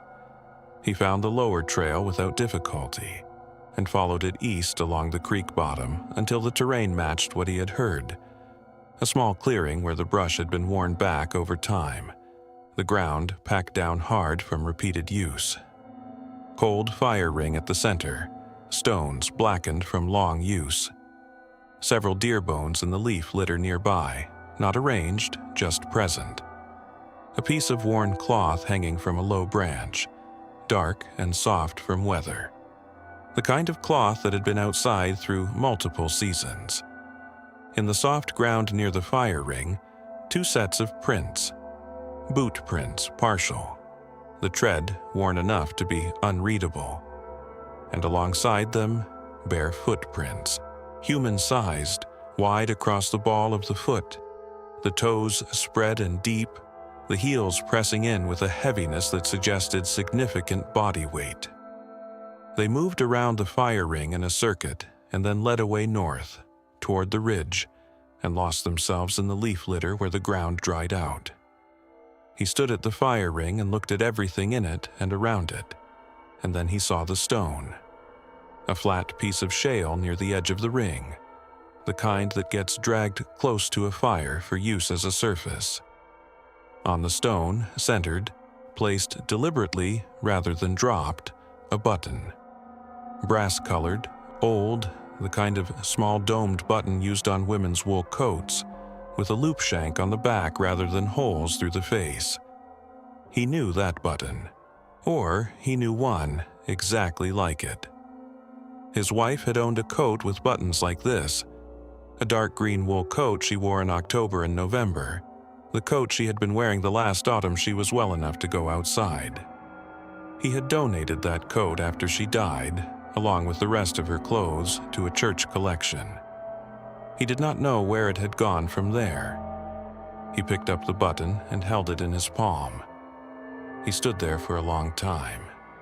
He could not be certain it was the same button. He could not be certain there was any connection between a brass button on a stone in the Tennessee woods and a coat he had donated 4 years ago. Buttons like that were not unique. They were manufactured by the thousands. There could be 100 coats in that county with buttons like this. He knew all of that. He held the button and he knew all of that, and it did not help. He put the button in his jacket pocket and walked back to the truck. The whole drive home he was aware of the weight of it in his pocket. A small, specific weight that should not have felt like anything at all. He told the story that November at the family dinner to the 3 people closest to him. His niece was one of them. When he finished, he said, "I don't know what it was. I know it had been up there a long time. I know it knew about her somehow. I don't know how. She was the only one who didn't laugh. One of the others made a joke and someone changed the subject, and her uncle picked up his glass and looked at the window. He hunts a different county now. He goes with his son. He has not been back to that ridgeline and has not mentioned it to anyone who has asked about hunting spots. The button is still in his glove box. He does not keep it in the house. He said, when his niece asked him about it once in private, that he did not want it inside. He could not explain exactly why. He just knew he did not want it in the house. She asked him once if he thought about what it meant. The button on the stone, placed and centered, visible from above. He said, "I think it was left there on purpose. I think whatever left it knew what it was. I don't know how that's possible, but I think it's true." He has not elaborated on that since. The next account moves from a ridge to a farm boundary, from a hunter to a young woman visiting her grandmother. The setting is southwestern Virginia, the land behind an old house that backs up to mining company property, and the rule at the center of it is one that had been in place so long that it had stopped needing an explanation. Don't go past the back gate after 4 in the afternoon. Come back before dark. The woman who forgot that rule forgot it only once. He went back because he needed to understand something. That is what he told himself on the drive out. On a Wednesday morning in November, when the sky was flat and gray and the leaves were mostly down. He needed to understand what had been on that ridge. He needed to see the clearing in daylight, to walk through it calmly, to take in the details he had missed the first time, and file them in some order that made sense. He was a practical man, and practical men do not leave things unexamined. That was what he told himself. He knew, underneath that there was another reason. The voice had said his name.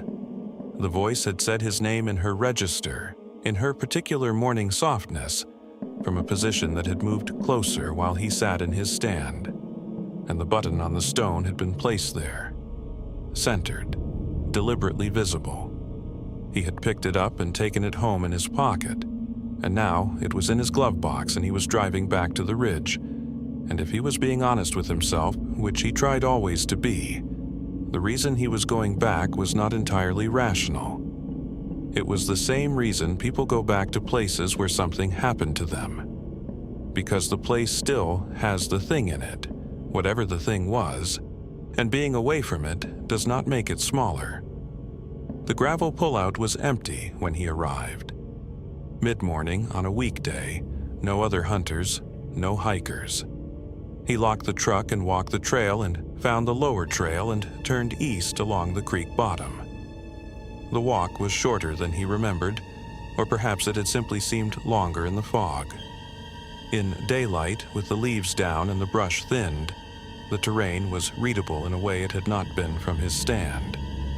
He could see the shape of the hollow where the creek bent north, the way the ground fell away on the east side into a lower drainage. He could see, from the trail, the clearing before he reached it. He stood at the edge of it and looked at everything before he stepped in. The fire ring was there, cold, the ash pale and dry. The bones he had seen on his first visit were gone, not rearranged, gone, removed, except for two that remained in the leaf litter at the far edge of the ring's perimeter, as if they had been overlooked or deliberately left. The worn cloth that had been hanging from the branch was still there, moving faintly in the thin November wind. The ground around the ring was packed hard in a way that took years to develop. This clearing had been used for a long time. He walked the perimeter slowly. The brush at the northern edge of the clearing, where the hillside began to rise toward the ridgeline, was disturbed in a particular way, pushed back at a consistent height, about 3 feet off the ground, forming a low corridor that led uphill into the heavier timber. Not a deer trail. Too wide for a deer trail, too consistent in height, the brush on both sides deflected outward, as if something had moved through it repeatedly, while traveling low rather than upright. He looked at it for a moment and did not follow it. On the flat piece of shale near the fire ring, the stone where the button had been, there was nothing. The surface was clean, except for a thin scatter of leaf fragments that had blown across it. He had expected nothing, and found nothing, and still felt the absence of the button as a specific thing, a deliberate removal. He was turning to go when he noticed the ground on the south side of the clearing. There, in a patch of softer soil near a cluster of young birch trees, were prints. Fresh, or fresh enough, the edges still sharp. The soil compressed cleanly without the crumbling that happens after a day or two of temperature change. Bare footprints, the same wide-toed, heavy-heeled pattern he had seen before, moving from the northern corridor into the clearing and around the fire ring in a circuit and back. But this time, there was a second set overlapping the first. Same foot, or a similar one, made at a different time. 2 visits, the same path, the same circuit. He crouched next to one print and spread his hand beside it again. The same thing he had done mentally on his first visit, but this time deliberately. His hand was not small. The print was wider. He looked at the length of it, the arch, the spread of the toes. Whoever made these prints was large, barefoot in November, and had been walking a circuit around this fire ring with a consistency that implied routine rather than exploration. He stood and looked at the northern corridor again, the corridor that led uphill toward the ridge, toward the area below where his stand was, the area the voice had come from. He did not follow it. He had promised himself he would not follow it, and he kept that promise, and he has said since that keeping it was one of the better decisions he has made in his life. but he stood at the edge of the clearing and looked up through the trees in the direction the corridor led. And in the distance, maybe 100 yards up the slope, where the heavier timber created a wall of shadow, he saw something that he has described, when he has described it at all, as a shape that was not a tree. It was still. It was the right general height and width to be a tree. But it was in a position where there was no tree on his walk-in, or at least he did not remember a tree there, and it had a quality of stillness that was different from the stillness of vegetation. Trees move in wind. Even in still air, they have a quality of aliveness that is visible, the subtle shift and settle of branches. This shape was still the way a person is still when they are making an effort to be still. He watched it for about 30 seconds. It did not move. Then he looked away at the fire ring, at the ground, at his boots. He reached down and picked up a small stone from the edge of the ring, not for any reason, just to have something in his hand. Then he turned around and walked back out the way he had come, at a normal pace, and did not look back. He told his niece this additional detail separately, months after the family gathering, when she asked him about the second visit. He had not included it in the original telling. He said he had left it out because he was not certain what he had seen, and he did not want to add something uncertain to a story that was already difficult enough to tell accurately. But she had asked directly, and so he told her. She asked him, "Do you think it knew you were there?" He said, "Yes. I think it had known I was there from the moment I parked the truck." She asked him how that made him feel. He thought about it for a moment. Then he said, "It made me feel like a guest who didn't know the rules of the house." He had told the story at the November gathering because the bourbon had loosened something, and because his niece was sitting close enough and quietly enough that it had felt in that moment like a private conversation. Afterward, he regretted it slightly, not because he doubted what he had experienced, but because saying it out loud had not made it smaller. He had half believed, going in, that telling it would reduce it, the way confessing something often deflates it. Instead, it had stayed exactly the same size. He drives a different route to the gravel pullout now, to a different gravel pullout, on a different ridge, in a different county. He goes with his son, who is 17 and patient and a good hunter. He has never taken his son to the eastern Tennessee ridge and has no plans to. If his son asks about it someday, he is not sure what he will say. The button is still in the glove box. His niece asked him once if he had ever thought about getting rid of it. He said yes, he had thought about it. She asked why he hadn't. He said he was not sure. He said it felt like the kind of thing you should not leave somewhere carelessly. That if you were going to get rid of it, you would need to think carefully about how. She did not ask him to explain that further, and he did not explain it. She is the one telling this story now, years later. She has thought about it often, the voice in the fog, the cleared fire ring, the circuit of bare footprints in November soil, the shape in the trees that was still in the wrong way. She has thought about what it means that something in those Tennessee woods knew a dead woman's private melody well enough to reproduce it. She has not arrived at an explanation that satisfies her. She does not think her uncle has either. What she keeps coming back to is the button on the stone. Placed, not dropped. Centered on the shale, visible from above, left there in a clearing that had been used for years. On a ridge that something had been working for long enough to learn the sounds of the people who hunted it, including sounds those people had not made for 4 years, including the particular way a woman hummed to herself in her kitchen on an October morning. She does not know how that is possible. Her uncle does not know how it is possible. The knowing does not seem to be the point. The point seems to be the placement, the deliberateness of it. The fact that whatever left that button on that stone had, at some level, understood what it was, and had wanted it to be found. The next account comes from a different kind of place, not a ridge, not a farm, but a house. A grandmother's house in southwestern Virginia, with a back gate that had one rule attached to it. A rule old enough that no one living could remember where it had come from or why. The woman who tells this story is in her late 20s. She followed the rule without thinking about it for years. The afternoon she forgot it was the afternoon she understood that some rules exist because someone, at some point, learned what happens when you break them. Her grandmother's house sat at the end of a gravel road in southwestern Virginia, the kind of house that had been in a family long enough that it had stopped being thought of as a building and had become more like a fact of the landscape.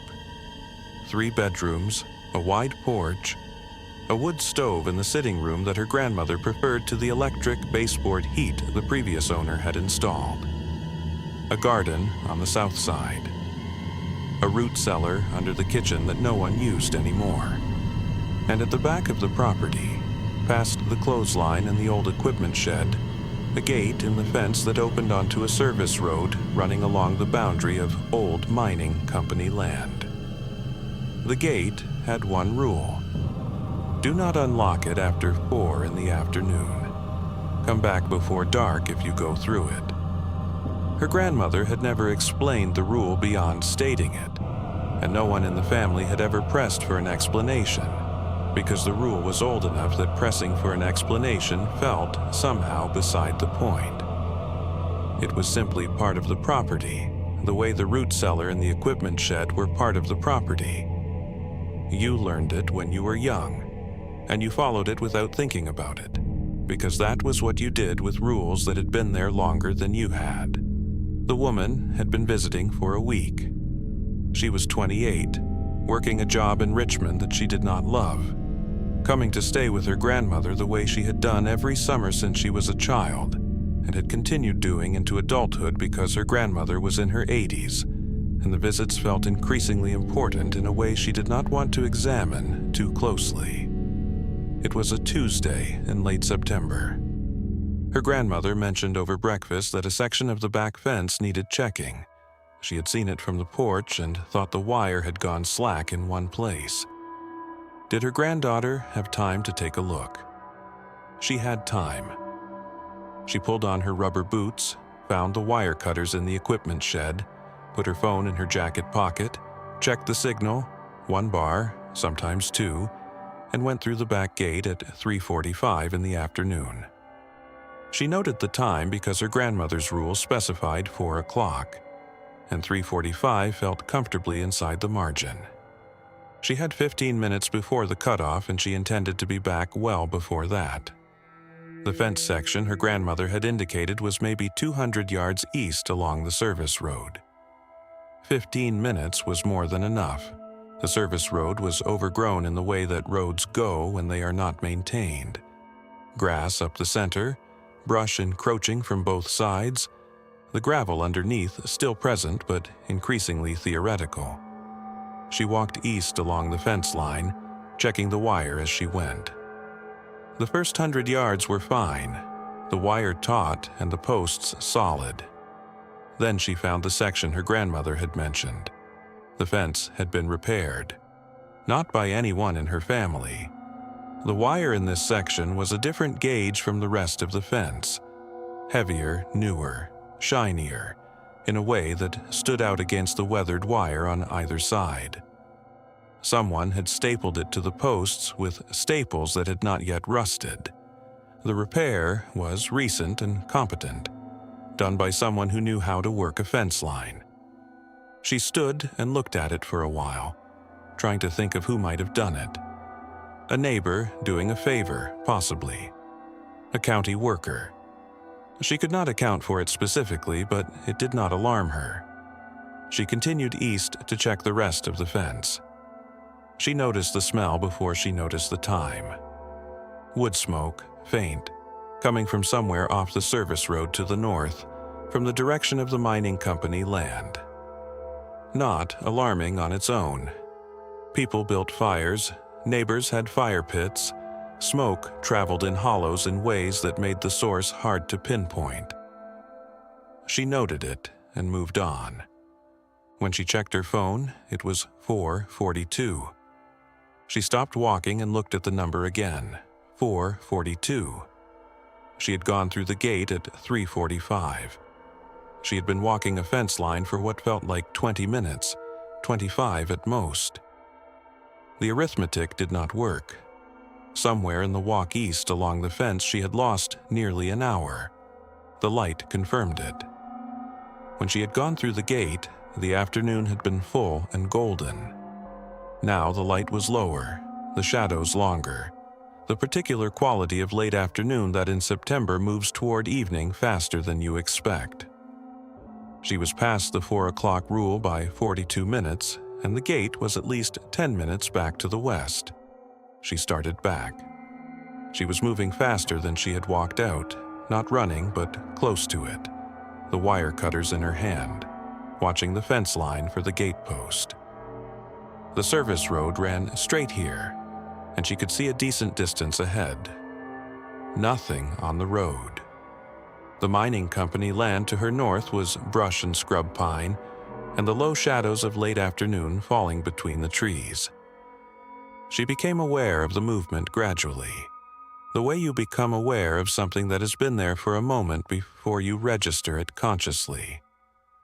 Movement in the brush on the north side of the service road, paralleling her, moving when she moved, in the same direction at the same pace. She stopped, the movement stopped. She started again, faster. The movement started again, faster, and keeping pace without effort. The brush was thick enough that she could not see what was moving in it. She could only hear it, the sound of something pushing through vegetation at a consistent pace, the particular sound of something that was not trying to be quiet but was not advertising itself either. Moving the way something moves when it has decided to move and does not particularly care whether you know about it. She gripped the wire cutters and walked faster and did not speak. She was about 50 yards from the gate when she heard her grandmother's voice. It came from the brush ahead of her and to the north.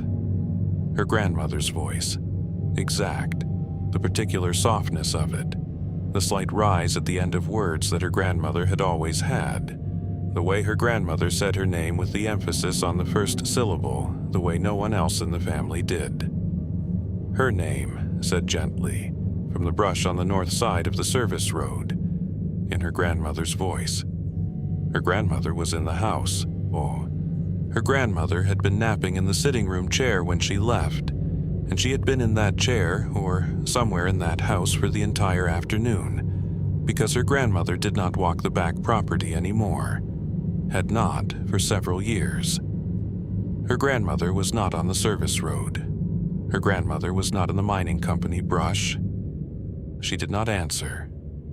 She walked the last 50 yards to the gate with the wire cutters held in front of her, and her eyes on the gate post, and her breathing loud in her own ears.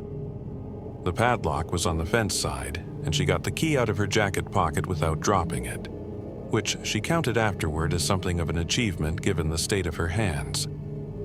She got the lock open and pulled the gate toward her and stepped through and pulled it shut behind her and got the lock back on the hasp. She stood on the property side of the gate and breathed. From the service road side, nothing.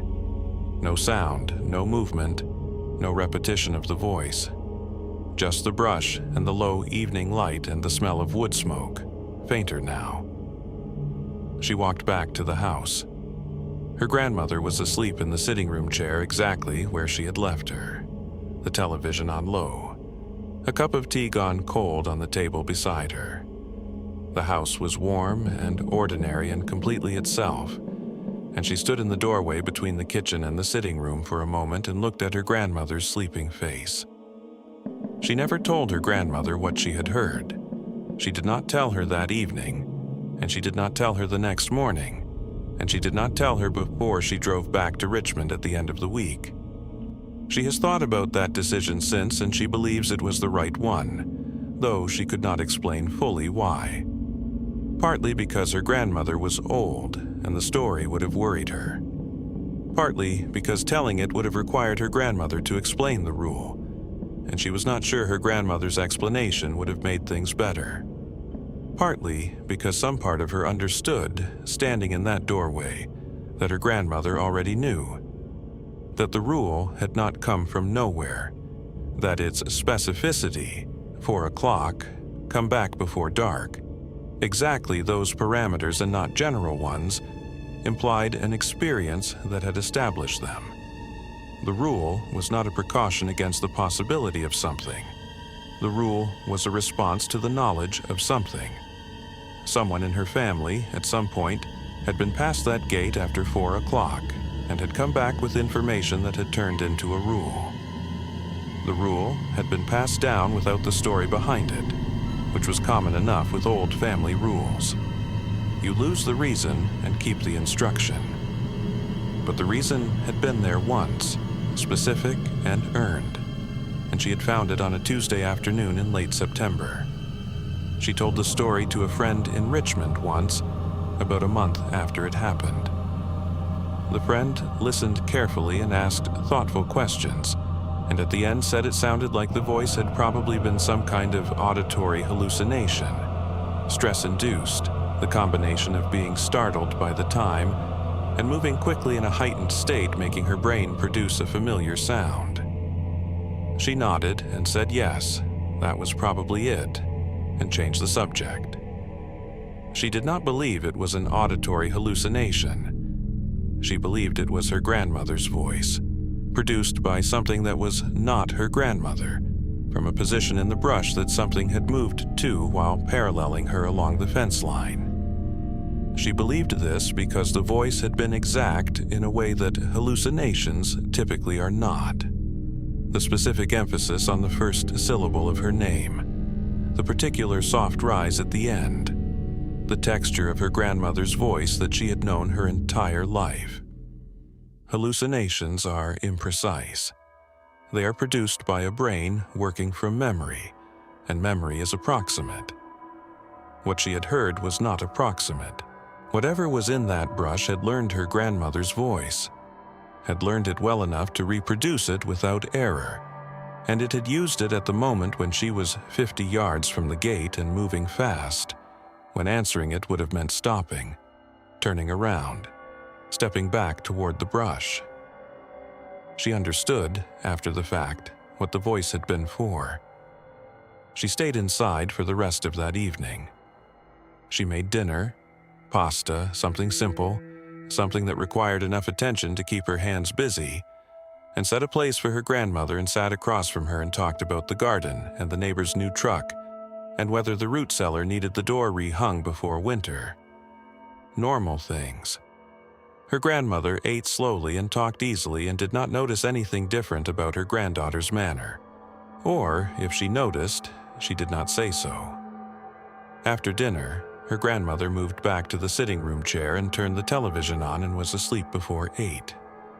She covered her with the Afghan from the couch arm and turned the television down and went to the kitchen and stood at the sink and looked out the window at the back of the property. The gate was visible from the kitchen window if you knew where to look, a dark, vertical line in the fence at the far end of the yard, beyond the clothesline and the equipment shed. The equipment shed blocked part of the view, so you could only see the top of the gate post and the fence line on either side of it. It was dark enough outside now that the yard was mostly shadow, the porch light reaching as far as the clothesline and no further. She washed the dishes and dried them and put them away. She made herself a cup of tea she did not drink. She checked her phone. No signal, which was normal. The house sat in a dead zone that required walking to the end of the gravel road to get even one bar. She sat at the kitchen table with the overhead light on and read for a while, or tried to read, which mostly meant sitting with an open book and listening to the house. Old houses make noise. This one made the specific noises of a house that had been standing in the same spot for 80 years.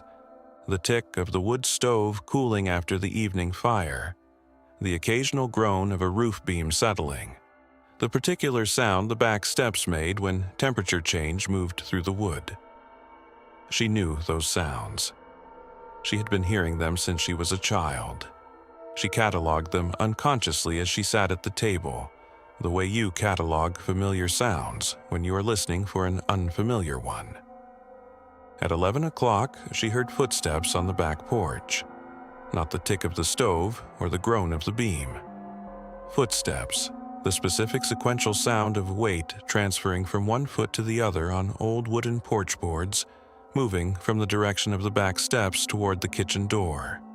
Slow, deliberate, one step at a time. She counted them without meaning to. 4 steps, 5, 6. A pause, then 2 more steps and a stop, which put whatever was making them directly outside the kitchen door. She did not move. The kitchen door had a window beside it, a single-pane window with a curtain her grandmother had made decades ago from a flour sack fabric printed with small blue flowers. The curtain covered most of the window but left a gap at one edge where it had been hung slightly off-center for as long as she could remember. Through that gap, if something was standing close enough to the door, you could see a narrow vertical slice of the porch.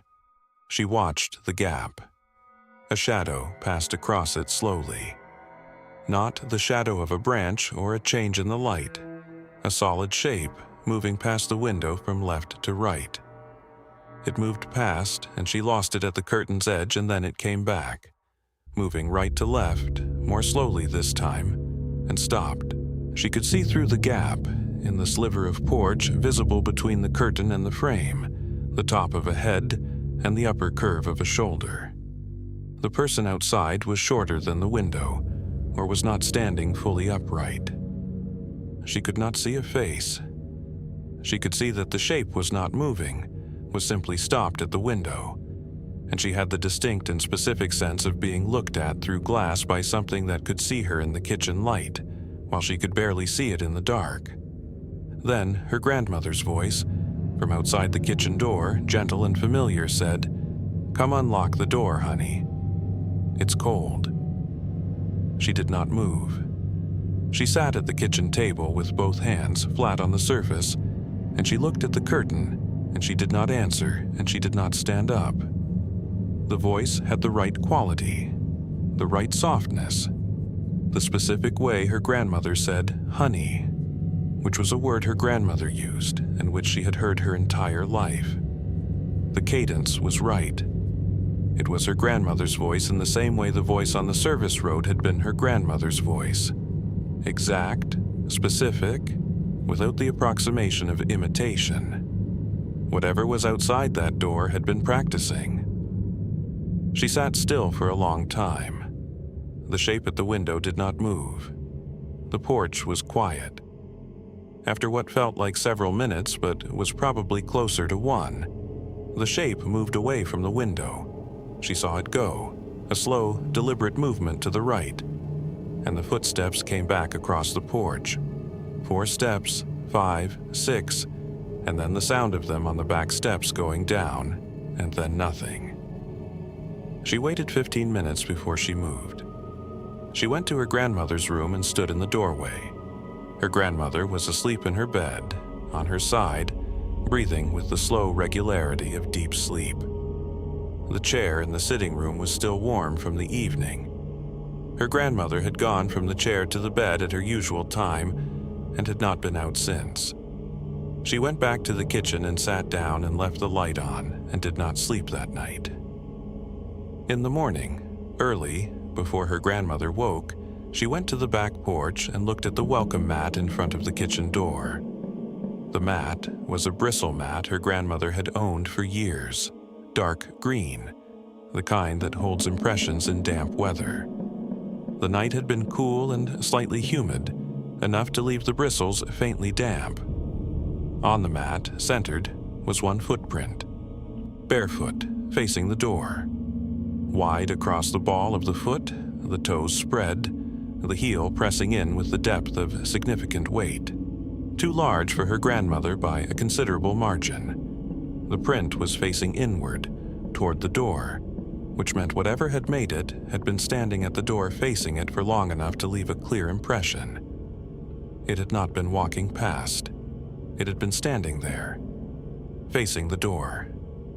She took a photograph of it and then went inside and made coffee. She spent most of that day trying to reach the county office that handled land management, which took several phone calls and a period of being transferred between departments before she reached a person who could answer basic questions. She learned that the mining company land behind her grandmother's property was owned by a company that had been legally dissolved in 1991.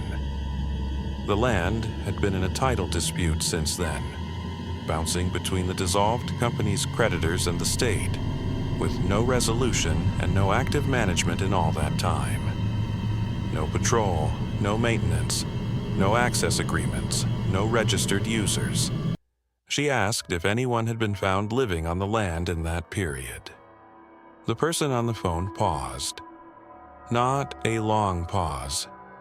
Just a beat, the kind of beat that is one beat longer than the beat a question like that would normally produce in someone who had a simple answer ready. That's not something I'd have a record of, they said. She thanked them and hung up. No active management meant no patrol, which meant no one checking whether anyone was on that land, which meant that in the 30-plus years since the company dissolved, there had been no official presence on those hundreds of acres. No one with authority going in to look, to count, to document.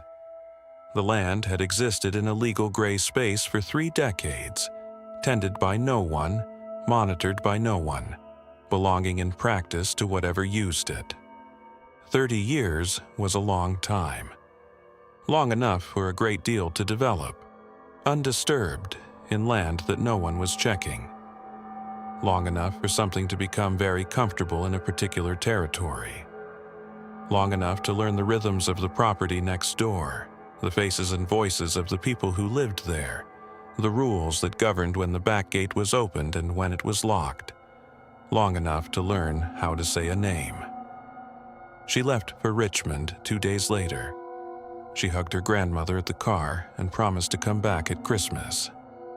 She drove the gravel road to the county road and turned south and did not look at the back fence in her rearview mirror.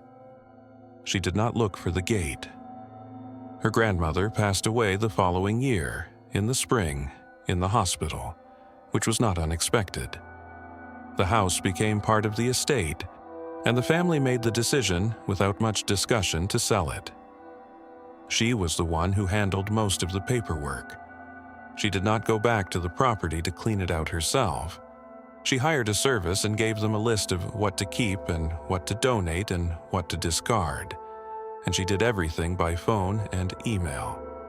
She sold the house to a young couple who planned to use it as a weekend property.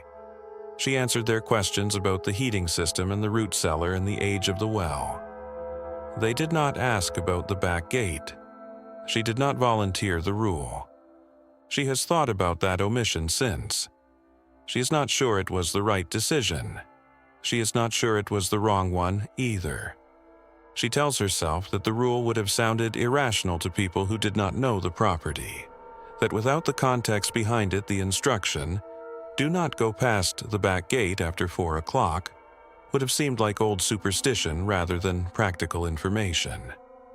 She tells herself this, and it is partly true, and partly a way of not sitting with the alternative, which is that she knew something about that property that the new owners did not know, and she drove away with it. She has not been back to that county. She tells herself this is because there is nothing to go back for, which is also partly true. The footprint on the mat is still on her phone. She has not deleted it. She does not look at it often, but she has not deleted it. It is the kind of evidence that is not quite enough to show anyone. One barefoot print on a welcome mat, which any number of explanations could account for if you were looking for explanations. But she was there. She knows what came before it. The voice on the service road and the shape at the kitchen window and her grandmother's voice from outside a locked door. The print is the last frame of something that had been building all day, and in that context it is not ambiguous to her at all, centered on the mat. facing the door, like something that had been standing there long enough to decide whether to knock. The account that follows comes from a different kind of witness and a different kind of place. A trail, a register, and a woman who hiked alone and was not easily frightened and found something in a shelter register that she has been trying to make sense of ever since. The setting is West Virginia. The behavior at the center of it is not a voice and not a figure. It is something more procedural and in some ways more disturbing, because it implies not just presence but a kind of record-keeping, a routine, a pattern that had been going on for years before she walked into it, and that continued after she walked out. She was 3 days into a 4-day solo section hike when she reached the shelter. Experienced hiker, mid-30s, the kind of person who had done enough solo miles that the logistics of it were automatic. Water treatment, bear hang, campsite selection, the particular mental rhythm of days that are structured entirely around moving through terrain. She had hiked this trail section once before, several years earlier, and remembered it as straightforward. Well-maintained, well-marked, moderate elevation change, reliable water sources. She had chosen it partly for those reasons and partly because she wanted familiar ground for a solo trip. The comfort of knowing what the trail did before she was in the middle of it. The shelter was a standard 3-sided Adirondack-style structure. Log roof, wooden platform floor, a fire ring in the clearing in front of it. It sat in a flat area just off the main trail, screened from the path by a stand of hemlocks that you passed through on a short spur. She had arrived in mid-afternoon, which gave her enough time to set up, filter water from the creek 20 yards down the slope, and cook before dark. She took off her pack and sat on the platform edge and ate a granola bar and looked at the trees and felt the particular good tiredness of a body that had been used well. The register box was on a post at the edge of the clearing, the standard metal box with a hinged lid, the kind that held a notebook and a pencil on a string and a laminated trail map that was usually a year or 2 out of date. She signed in after she had set up her sleeping system, writing her name and the date and her planned exit point in the compact handwriting she used in registers to leave room for other hikers. Then she flipped back through the previous entries. The last hiker entry was 11 days ago.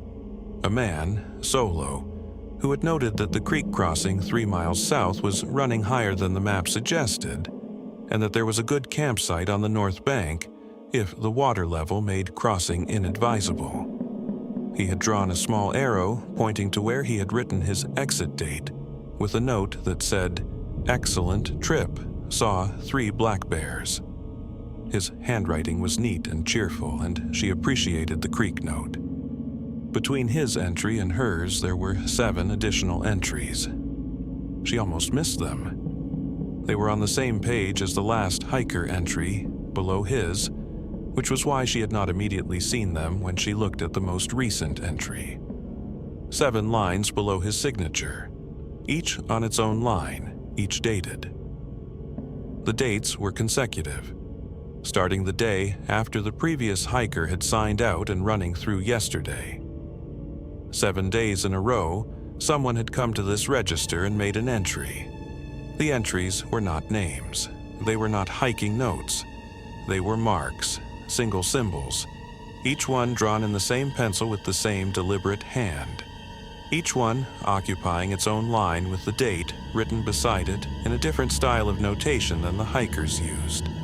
Not month, day, year, just a number, which she eventually understood as a day count of some kind, a running tally rather than a calendar date. The marks were not letters from any alphabet she recognized. Not runes, not shorthand, not any notation system she had encountered. They were simple forms, a vertical line with a particular curve at the top, a horizontal form with a branch off one side. But they were consistent.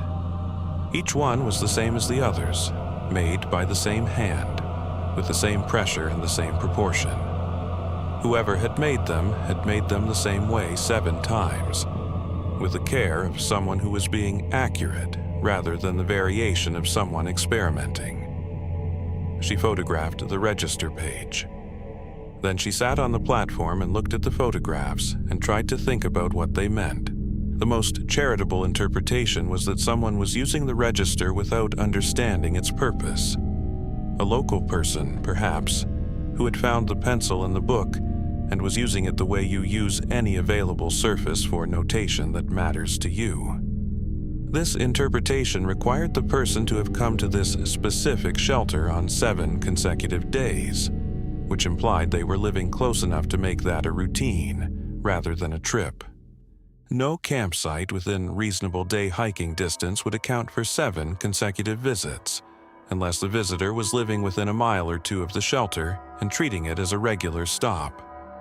The second interpretation required her to sit with something less comfortable, that whatever was using this register understood, at some level, what it was, that it had seen hikers sign in and had developed its own version of signing in, that the marks were not random but were a form of record, a way of noting passage, of saying, I was here on this day and this day and this day.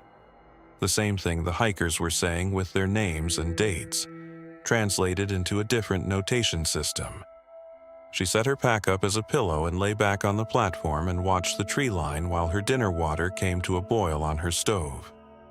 The tree line opposite the shelter was about 40 yards away, a wall of second-growth hardwood and hemlock that the afternoon light hit at a low angle, throwing long shadows between the trunks. She was watching it the way you watch a tree line when you are relaxed and the light is good and there is nothing specific to look at. A general, unfocused attention, taking in movement and stillness together. One of the shadows was not moving with the others. She noticed it the way you notice something that is wrong in a scene before you can identify specifically what is wrong. She was looking at the tree line, and then she was looking at one specific point in the tree line, about 40 yards in and slightly left of center, where a vertical shape stood between 2 hemlocks. The shape was the right general dimensions to be a tree trunk. It was not a tree trunk.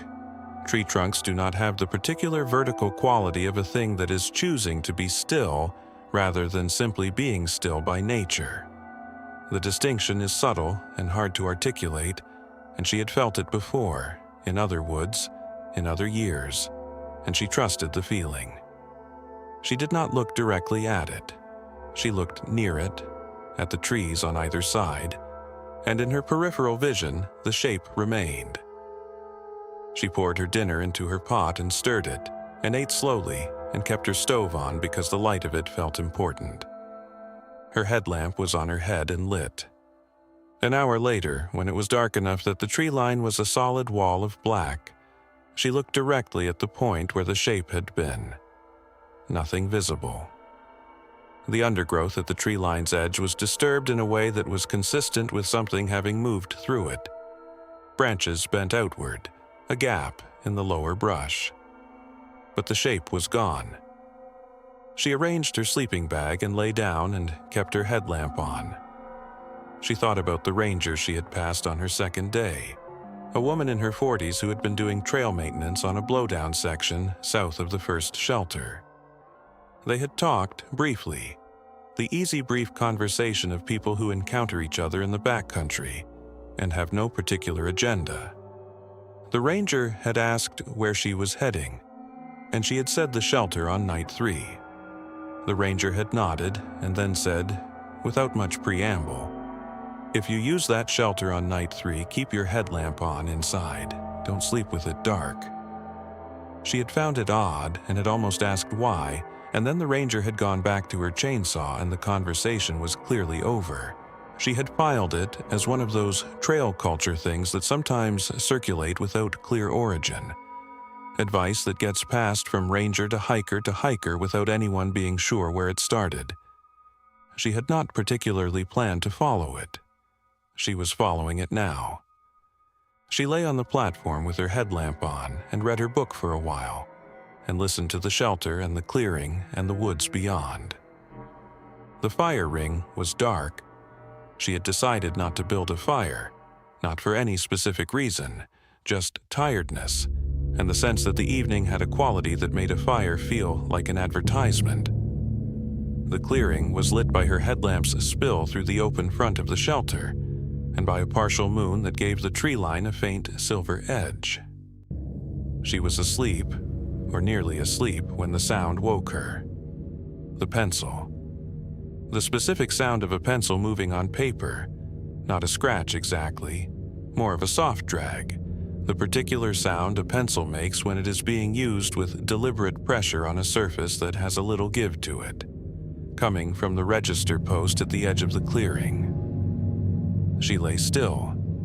Her headlamp was still on, still pointing at the shelter roof above her. She did not move it. She controlled her breathing, slow and even, and listened. The sound continued for perhaps 20 seconds. Then it stopped. She heard, in the silence after it stopped, the sound of breathing. Not her own breathing. She had stopped breathing to listen. Something outside the shelter not far, breathing slowly and audibly. The deep, even respiration of something large and not frightened. Then footsteps. Bare feet on packed dirt. The soft compression of each step clear in the silence. Moving along the outside of the shelter wall from the direction of the register post. From the post toward the open front of the shelter, one step at a time, unhurried, as if the thing making them had nowhere to be and was not concerned about being heard. She did not look toward the open front of the shelter. She lay on her back with her headlamp on, and she fixed her eyes on the roof logs above her, and she breathed, and she counted. The footsteps reached the corner where the side wall met the open front and stopped. She counted to 30, 40. At 50, the footsteps moved again. Away from the front of the shelter, back along the side wall, back toward the register post, and then away into the clearing. The sound of them diminishing until she could not hear them anymore over the sound of her own heartbeat. She did not sleep again. She lay with the headlamp on until the light through the open front went from black to gray to the thin, pale light of early morning. Then she sat up and looked at the clearing. Empty. The fire ring, the register post, the hemlock stand at the entrance to the spur trail. Everything exactly as it had been. She got up and went to the register box. There was a new entry, dated correctly, today's date, in the same notation system as the others. The day count incremented by 1. The mark was the same form as the previous 7, but larger. The pressure behind it had been heavier, the lines deeper in the paper, the mark occupying more of its line than any of the previous entries. She stood at the register post in the early morning light and looked at that mark for a long time. Then she took a photograph, closed the register box, packed her camp, and walked out. She hiked out on the 4th day without stopping except once, at a creek crossing, to filter water and eat half a protein bar standing up. She did not linger at viewpoints, which she normally did. She did not stop for the hawk she saw riding a thermal above the ridgeline, which she also normally would have done. She walked at a pace that was slightly faster than her usual pace, and she reached the trailhead 2 hours ahead of her estimated time and sat in her car for a few minutes before she started the engine. She drove to the ranger station that served that trail section. It was a small building at the edge of a gravel parking area, the kind of ranger station that exists mostly as an administrative outpost rather than a visitor center. A desk, a radio, a bulletin board with trail closure notices, and bear activity reports. The ranger on duty was a young man she did not recognize, not the woman she had spoken with on day 2. She showed him the photographs she had taken of the register and explained what she had witnessed the night before. He listened carefully and looked at the photographs for a reasonable amount of time and asked a few clarifying questions. He thanked her and said the report would be reviewed. He did not ask her to fill out a formal incident report. He took her phone number in case there were follow-up questions, There were no follow-up questions. She drove home and spent the next several days thinking about the photographs. Not obsessively. She had a job and a life, and she returned to both without difficulty. But the photographs stayed present in her mind in the way that unresolved things stay present, surfacing at quiet moments, during the drive to work and in the few minutes before sleep. The marks in the register, the weight behind the last one, the specific sound of the pencil in the dark. She went back 3 months later. October, different weather. The leaves turned and beginning to drop. She brought a friend this time, someone who hiked and who she trusted not to perform skepticism at her. They took the spur trail to the shelter and she went to the register box while her friend looked at the fire ring. The register was new. Not the box. The box was the same metal box on the same post. But the notebook inside was new, a fresh one. The cover still stiff, the pages still white at the edges rather than yellowed. The old register had been removed and replaced. She opened the new register and looked at the first page, which was blank, and the second page, which had 3 hiker entries from the past several weeks, and the third page. On the third page, below the most recent hiker entry, there were 3 marks. Same style, same deliberate pressure, different pencil. The new register had a new pencil, sharper, lighter, but the same hand, without question. The same proportion, the same form, the same careful consistency.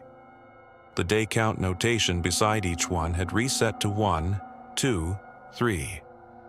Whatever had been using the old register had found the new one within the first weeks of its placement and had resumed. Her friend looked at the marks for a while and said they were interesting. She took photographs and they hiked back out.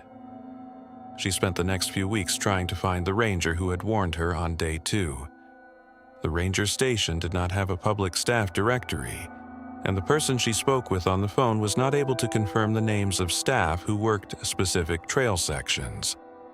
She described the ranger, approximate age, brown hair, the chainsaw work on the blowdown, and the person on the phone said they would pass the description along.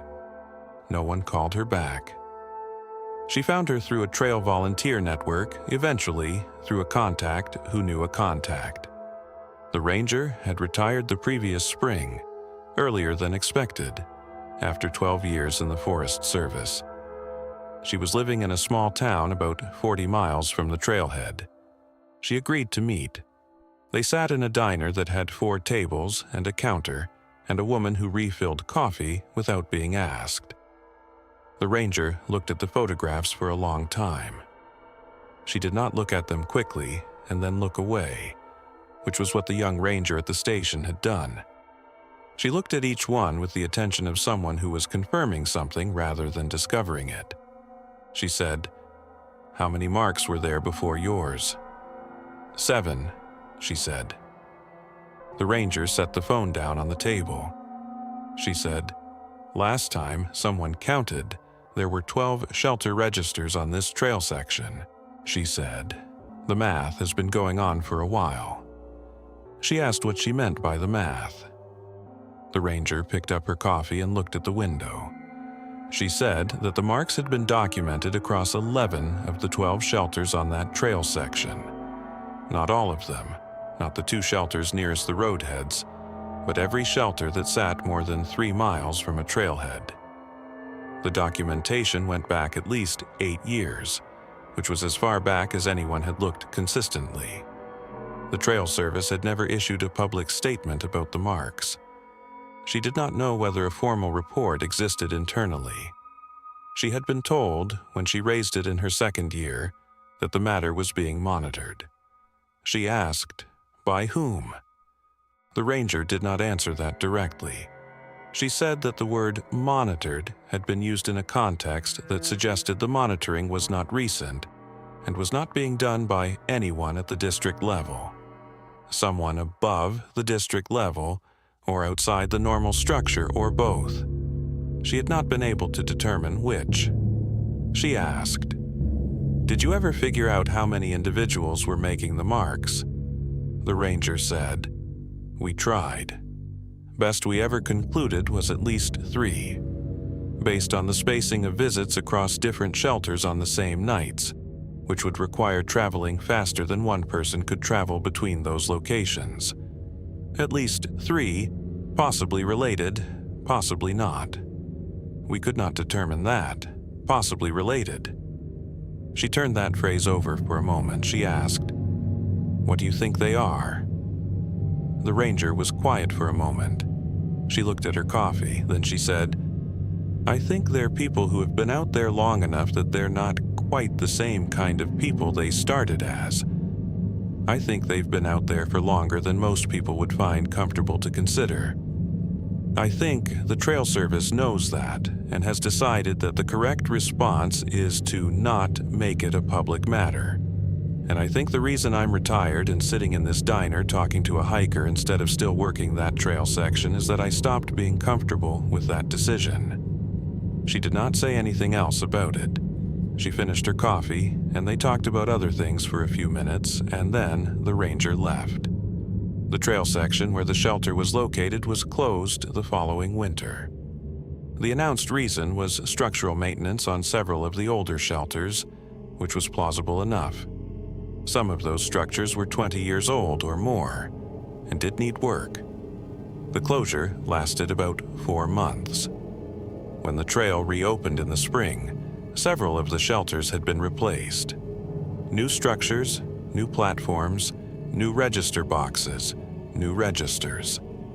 She followed the trail's online community, a forum where hikers posted trip reports and photographs, and she watched for register entries from the rebuilt shelters. She did not have to wait long. 6 weeks after the reopening, a hiker posted a trip report from the shelter where she had spent her 3rd night. The hiker had included a photograph of the register page. In the photograph, below the hiker's cheerful entry about good weather and a lot of elevation gain, there were 2 marks. Same form, new pencil, same hand. She printed the photograph and put it in a folder with her own photographs from the original shelter and the replacement register. She keeps the folder in a desk drawer. She has not posted about it publicly. She has shown it to 3 people, including the friend who came with her in October, and none of them have had more to say about it than she does. She still hikes solo. She still does multi-day sections, still camps in shelters when the weather warrants it. She avoids that specific trail section, which is a compromise she has made with herself. She has not stopped doing the things she loves. She has simply removed one specific place from her rotation. She tells herself that is a reasonable response to what she experienced, and she mostly believes it. She has the folder in the desk drawer, and she keeps it because she believes the photographs constitute evidence of something. She cannot say precisely what. She says, "I feel like it's evidence of something. I just don't know what." The marks in the new register resumed within 6 weeks of the trail reopening. The same hand, the same form, the same patient consistency. As if the closure had been a minor interruption in a practice that had no reason to stop. As if the new shelter was simply the new location of something that had been there before the shelter and would be there after it. The retired ranger's phrase stays with her. People who have been out there long enough that they're not quite the same kind of people they started as.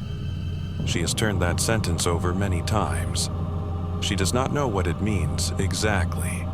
She does not know what the starting point was, or how long the process takes, or whether it is something that happens to one person at a time, or to a family, a group, a lineage. She does not know whether it is a choice or a condition, or something that happens without being decided. She knows that it has been going on for at least 8 years on that trail section, probably longer, and that the institution that manages the land knows about it, and that the response has been to monitor rather than to disclose. She knows that whatever is making those marks comes to those shelters regularly, in multiple locations, and treats the registers the way hikers treat them, as a place to note passage, to say I was here. She knows that the sound of a pencil on paper in the dark is something she will not forget. The last account is the one that took the longest to surface. It comes from a man who grew up inside the situation rather than encountering it from outside, and who spent 20 years not telling it before he told it once to a family friend, on the condition that certain details never be made public. The friend transcribed it as accurately as possible. What follows is that transcription, with the name of the holler removed at his insistence. He grew up there. He knows what the holler is called. He has not said the name in 20 years, and he does not intend to start. There is a holler in southern West Virginia that people in that county navigate around without naming. They say, past the holler or before the holler when they give directions, the way you might reference a landmark without wanting to look directly at it. If you are not from that county, you might not notice. If you are, you learn early that the holler has a name that nobody uses, the way you learn which roads flood and which neighbors to leave alone. It is simply part of the local knowledge, absorbed without ceremony and passed along the same way. He grew up in that holler, one of about 60 people in a community that had built itself around a coal operation that closed in the early 1970s, leaving behind the houses and the roads and the community infrastructure, but removing the economic reason for any of it. People stayed because they had always been there, because the land was theirs or felt like theirs, because leaving required a momentum that not everyone could generate. His family had been in that holler for 4 generations. He knew every family, every dog, every road and trail and creek crossing. He knew the ridge above the holler the way he knew the inside of his own house. He was 15 in the summer of the mid-1990s when he and 2 friends decided to hike the ridge without adults for the first time. They had been on that ridge many times, with their fathers, with uncles, on family hunting trips in the fall that were more about the walk than the hunting. They knew the trail. Up the holler road, past the old foundation, through the creek crossing where the water ran cold even in July, up the switchback that climbed the east face of the ridge, along the ridgeline to the flat clearing the community used as a deer camp. They had done every piece of that walk before. Going without adults felt like a natural progression rather than a transgression. They were 15 and 16. They had been on that ridge a dozen times. They had 2.22 rifles between them and a pack with water and sandwiches, and the confident logistical optimism of teenage boys in summer. They left in the morning and planned to be back by dinner. The holler road ran along the creek bottom before it turned and began climbing. About halfway up the bottom section, where the road passed closest to the old homestead, they stopped. The homestead was a chimney and a foundation, the remnants of a house that had stood there until sometime in the 1950s. Nobody in the community went near it particularly, not because of any explicit rule, but because of the particular quality of indifference that communities develop around places they would rather not think about. It was simply not somewhere people went. There was no story attached to it that any of them knew, no explanation given for why it was avoided. It was avoided because it had always been avoided, which was explanation enough. The area around the foundation had been disturbed. The brush that normally grew up to the foundation's edge had been pushed back, not cut, pushed, bent away in the way brush bends when something moves through it repeatedly from one direction. The ground inside the foundation perimeter had been scraped clear of leaf litter and debris, exposing the bare earth, which had the packed, hardened quality of ground that had been walked on regularly. And from the foundation, heading north and slightly uphill toward the ridge, a path had been cut. Not an old path, not a deer trail that had been there for years. A new path, recently made, the bent stems still green at their breakpoints, the disturbed soil along its edges still loose.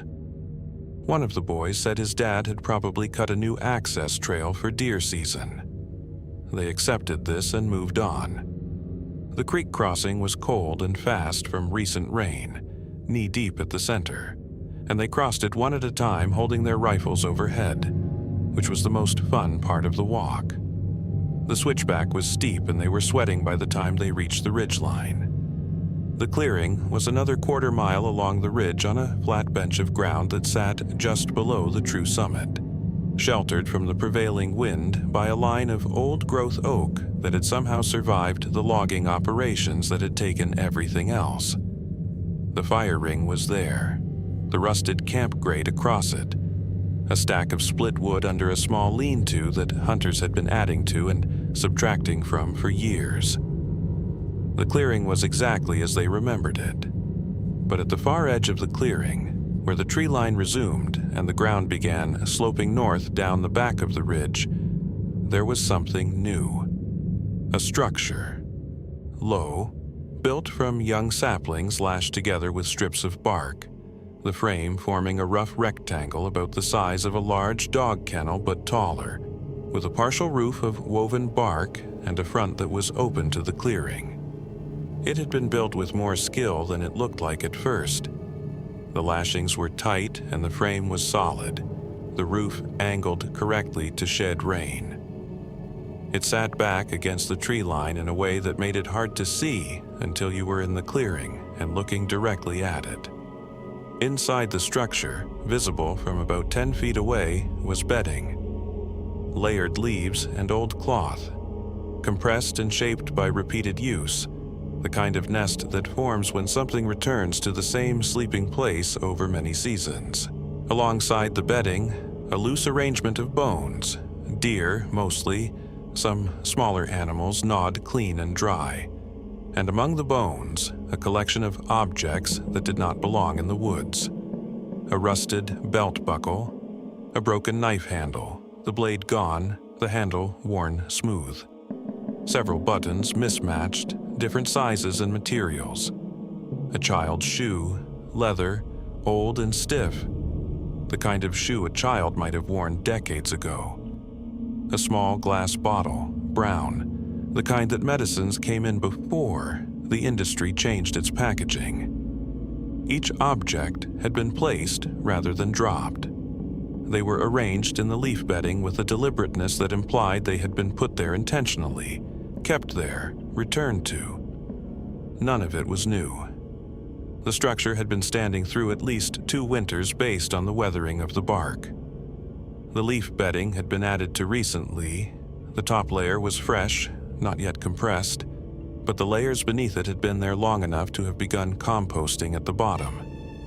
Someone had been sleeping here regularly for a long time and had been collecting objects and keeping them in the same place. One of the boys picked up the belt buckle and turned it over and put it back.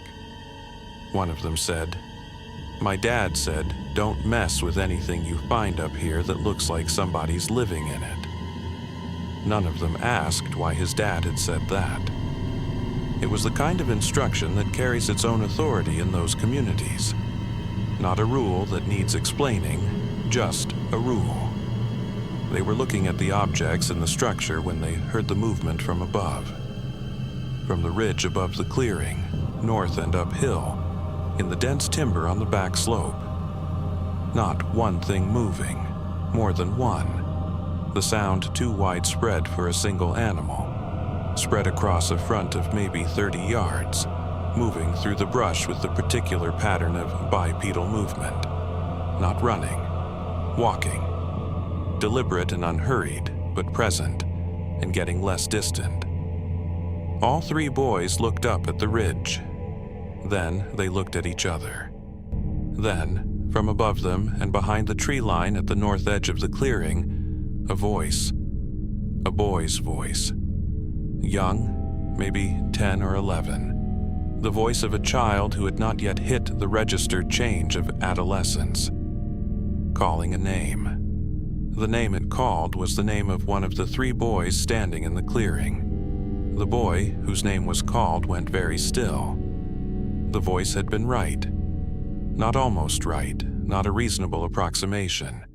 The name was his name, in a voice that sounded like a boy his age, a voice that could have been a friend from school or a cousin, a voice that triggered in him the automatic response of recognition before the thinking part caught up to the feeling part and said, "There is no child on this ridge."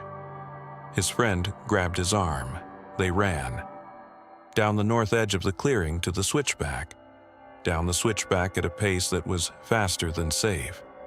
The loose shale skidding under their boots. The rifles held anyhow. Through the creek crossing at a run that soaked them to the hip without stopping.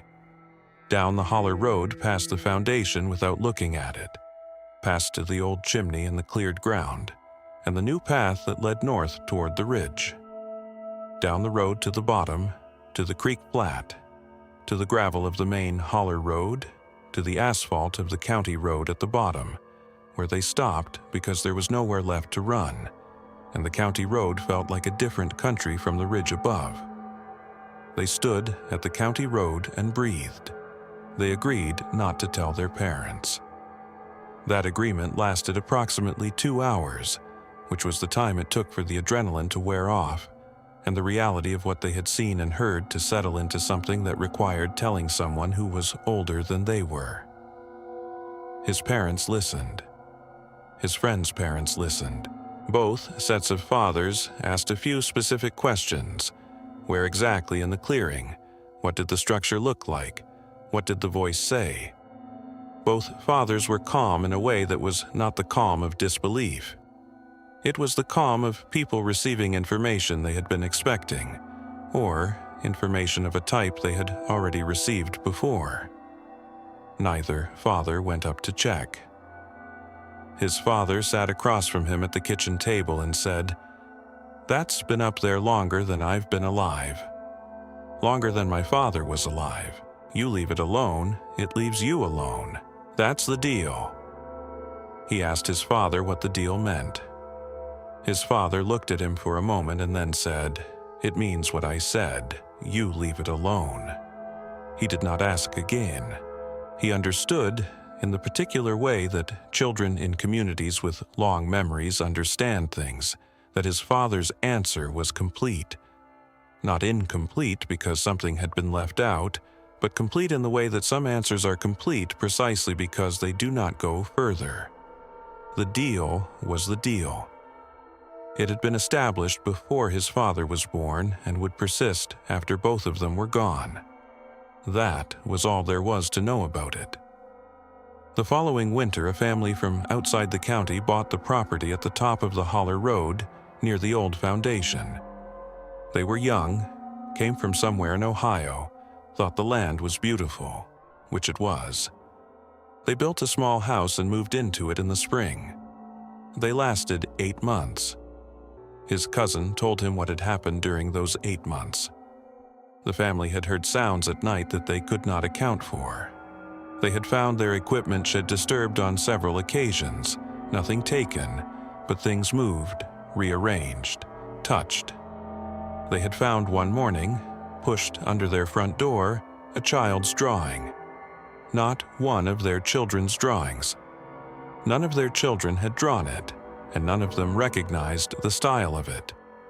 It was a drawing of the house, seen from the ridge above, the roof line, the front door, the gravel road leading to it, drawn with an accuracy of perspective that you would not expect from a child's hand, with a level of observational detail that required the artist to have spent time looking at the house carefully from a specific elevated vantage point.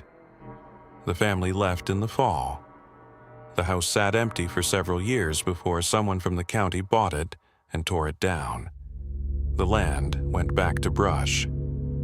He thought about that family sometimes, and about the drawing, about what it meant that something on that ridge had drawn their house, had looked at it long enough and carefully enough to render it with that kind of accuracy, and had then delivered the drawing to them.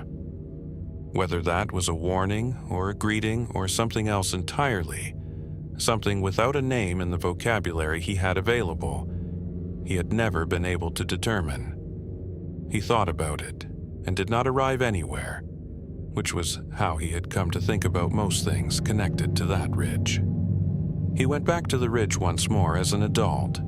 He was 38 by then, living in Charleston, working a job in building supply that he was good at and that kept him busy enough.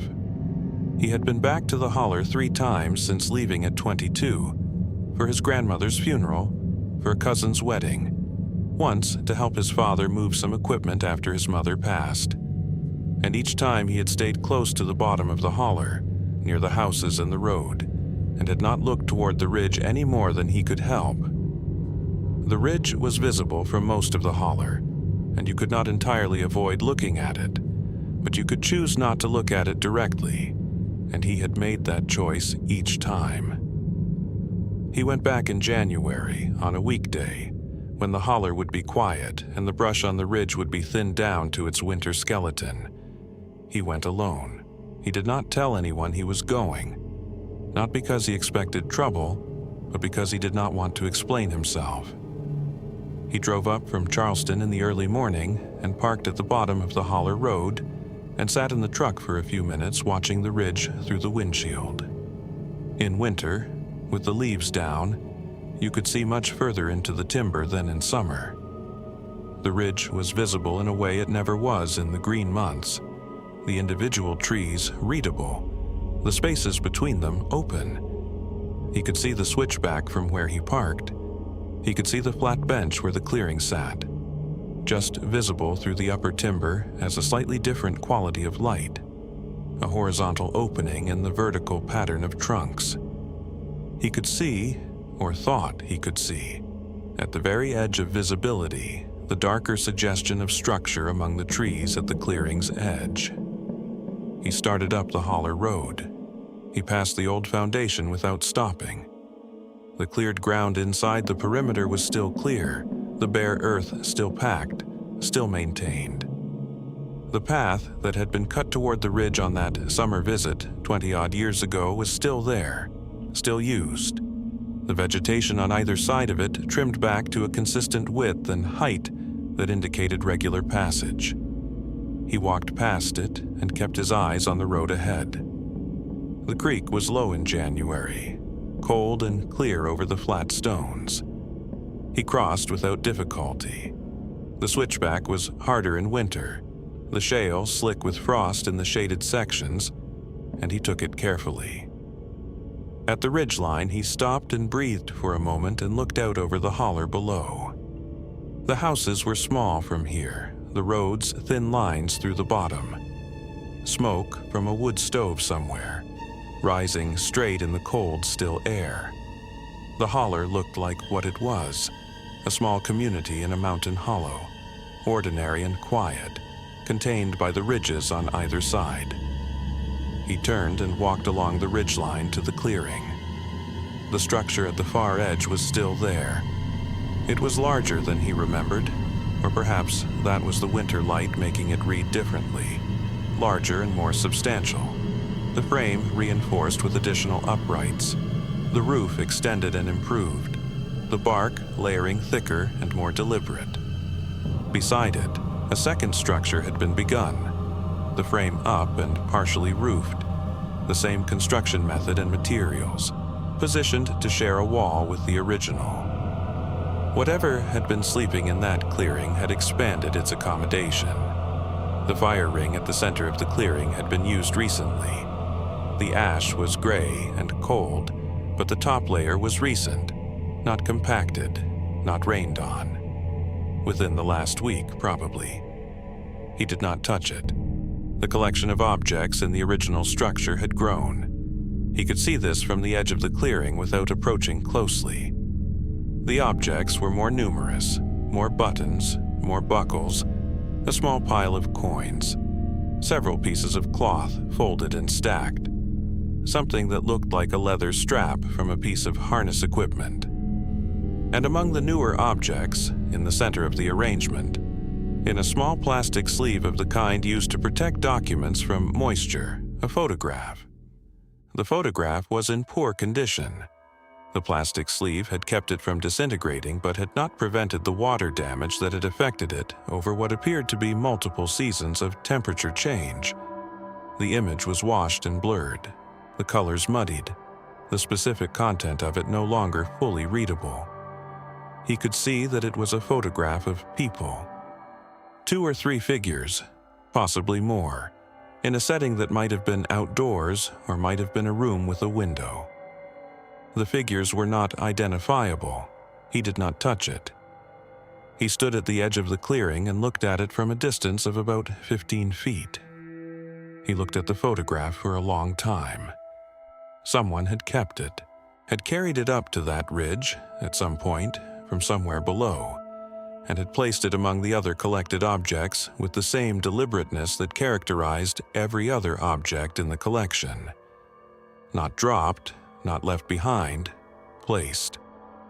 The plastic sleeve meant that whoever had placed it there had thought about protecting it, had understood that it needed protection from the elements, had provided that protection intentionally. Whatever collected those objects, whatever slept in that structure and built a fire in that ring, had kept a photograph the way people keep photographs. He walked the perimeter of the clearing before he left. He did not go close to the structures. He walked the outer edge where the tree line began, and he looked at the trees as he walked. At intervals of roughly 10 feet, cut into the bark of the trees around the clearing's perimeter, were marks. Not scratches, not random gouges, deliberate cuts, made with something sharp, each one consisting of the same symbol repeated. The symbol was simple, a vertical form with a single horizontal element crossing it at a specific point, but it was consistent across every tree he could see. Made at chest height, which on these marks meant the chest height of whatever had made them, which was approximately his own chest height. The cuts were not all the same age. Some had healed over, the bark callousing around them, which meant they were years old. Others were more recent, the exposed wood still pale. The marking of these trees had been going on for a long time and was still going on. He counted 11 marked trees before he stopped counting and left the clearing. He drove back to Charleston and went to his father's house. His father was 73 by then, dealing with a heart condition that had slowed him considerably, spending most of his days in a recliner near the window.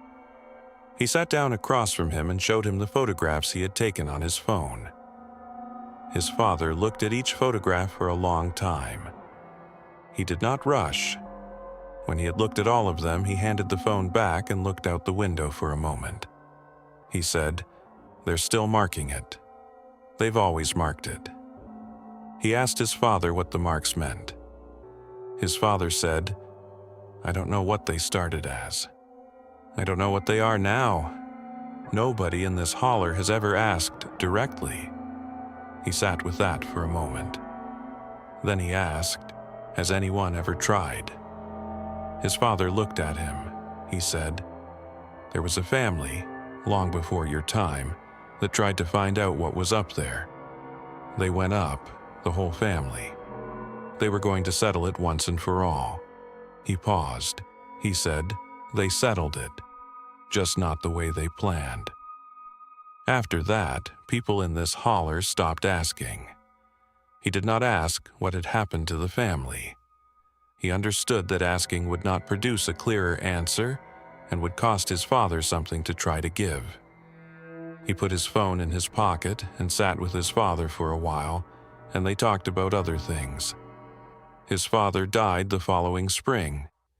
He has been back to the holler twice since then, both times briefly, both times staying at a cousin's house in the bottom of the hollow and leaving before dark. He does not walk the holler road past the old foundation. He does not cross the creek. He does not look toward the ridge any more than the geography of the holler makes unavoidable. And when he does look at it, he looks at the lower slopes, the timber line, the way the ridge sits against the sky. He does not look at the flat bench near the summit where the clearing is. He told the story once to the family friend who transcribed it, on a November evening at a kitchen table with the lights on and the curtains closed, speaking slowly and stopping sometimes to find the right word for something that did not have an obvious right word. He told it on the condition that the name of the holler never be attached to it. He said, people there have kept that condition for generations. I'm not going to be the one who breaks it. The family friend asked him, "What do you think the deal is exactly, the one your father described?" He thought about it for a long time. Then he said, "I think it's an understanding between people who live close to something and the something they live close to. I think somebody, a long time ago, had a confrontation with whatever is on that ridge, and the confrontation ended without either side being destroyed, and out of that came an arrangement. You stay on your side, we stay on ours. You don't name us, we don't come down to the houses." The family friend asked, "And you think it has held?" He said, "It held for my father's lifetime and my grandfather's lifetime, and as far back as anyone in that holler can remember. It held because people kept their side of it. They didn't go up past the creek after dark. They didn't name the place. They didn't try to find out what was up there. The family that broke those conditions, that went up specifically to find out, they didn't come back the same. After that, people stopped asking and the deal held again." He paused. He said, "The thing about a deal like that is that it only holds as long as both sides keep it. Whatever is up on that ridge has kept its side for as long as anyone can remember. It stays up there, it watches, it marks its territory, it collects what it collects, but it stays up there and it doesn't come down to the houses. The holler has stayed quiet." The family friend asked, "What happens when someone breaks it?" He said, "You saw what happened to that family from Ohio. They didn't know the deal because nobody told them. They built their house at the top of the holler road, right at the edge of what that ridge considers its territory. And they didn't observe any of the conditions because they didn't know the conditions existed. They got the drawing under the door. They got the sounds at night. They got 8 months of whatever that ridge considered a sufficient response to having its boundary pushed. Then they left." He said, "The drawing was the part that stayed with me. Whatever drew that house had been watching it long enough to draw it accurately from above. Had thought about it enough to put it on paper and carry it down and push it under a door. That's not animal behavior. That's not simple territorial behavior. That's something that thinks. Something that wanted them to know it had been watching." He said, "I don't know what it started as. My father didn't know. His father didn't know. Whatever is up on that ridge now, whatever has been marking those trees and sleeping in that clearing and collecting those objects for as long as anyone in that holler can remember. I don't know if it started as people who went into the hills and never came out, or if it started as something else entirely and people are just the most available comparison. I don't know. Nobody in that holler knows. The deal doesn't require knowing. It just requires keeping your side." He stopped talking. The family friend waited to see if there was more. There was not. The family friend asked after a moment, "Do you ever think about the photograph in the plastic sleeve? The one in the structure?" He said yes. He thinks about it often. The family friend asked, "Whose photograph do you think it was?" He said, "I don't know. I couldn't see the faces. Could have been anybody. Could have been someone from the holler. Someone from a long time ago. Could have been someone from nowhere near there who ended up on that ridge for reasons I can't guess." He paused. He said, "What I think about is the sleeve. Whoever put that photograph up there took care of it. Put it in plastic to keep it. That means it mattered to them. Whatever is up there, whatever it is now, it kept a photograph because the photograph mattered to it." He said, "I find that harder to think about than the bones, or the marks, or any of the rest of it. The bones are survival. The marks are territory. But keeping a photograph because it matters, that's something else. That's something I don't have a clean category for." He has not said the name of the holler in 20 years. He does not intend to. The deal was his father's and his grandfather's before that, and he has chosen to honor it even from a distance, even from Charleston, even now that there is no one left in his immediate family who is still living in the holler to keep their side of it. He keeps his side because it seems like the right thing to do, because whatever is on that ridge has kept its side for longer than any living person in that county can account for.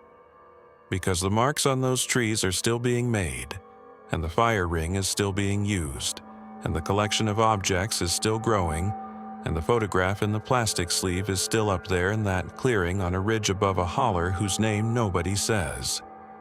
And because somewhere in the back of his mind, in the part that absorbed the knowledge of that community before he was old enough to question it, he understands what his father understood and what his grandfather understood before that. Some places have already made their arrangements. The ridge has its side of the holler. The houses have theirs.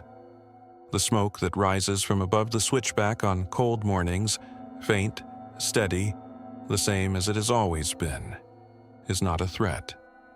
It is a reminder. The deal holds. It has always held. It will hold long after the last person who knows the name of that holler is gone.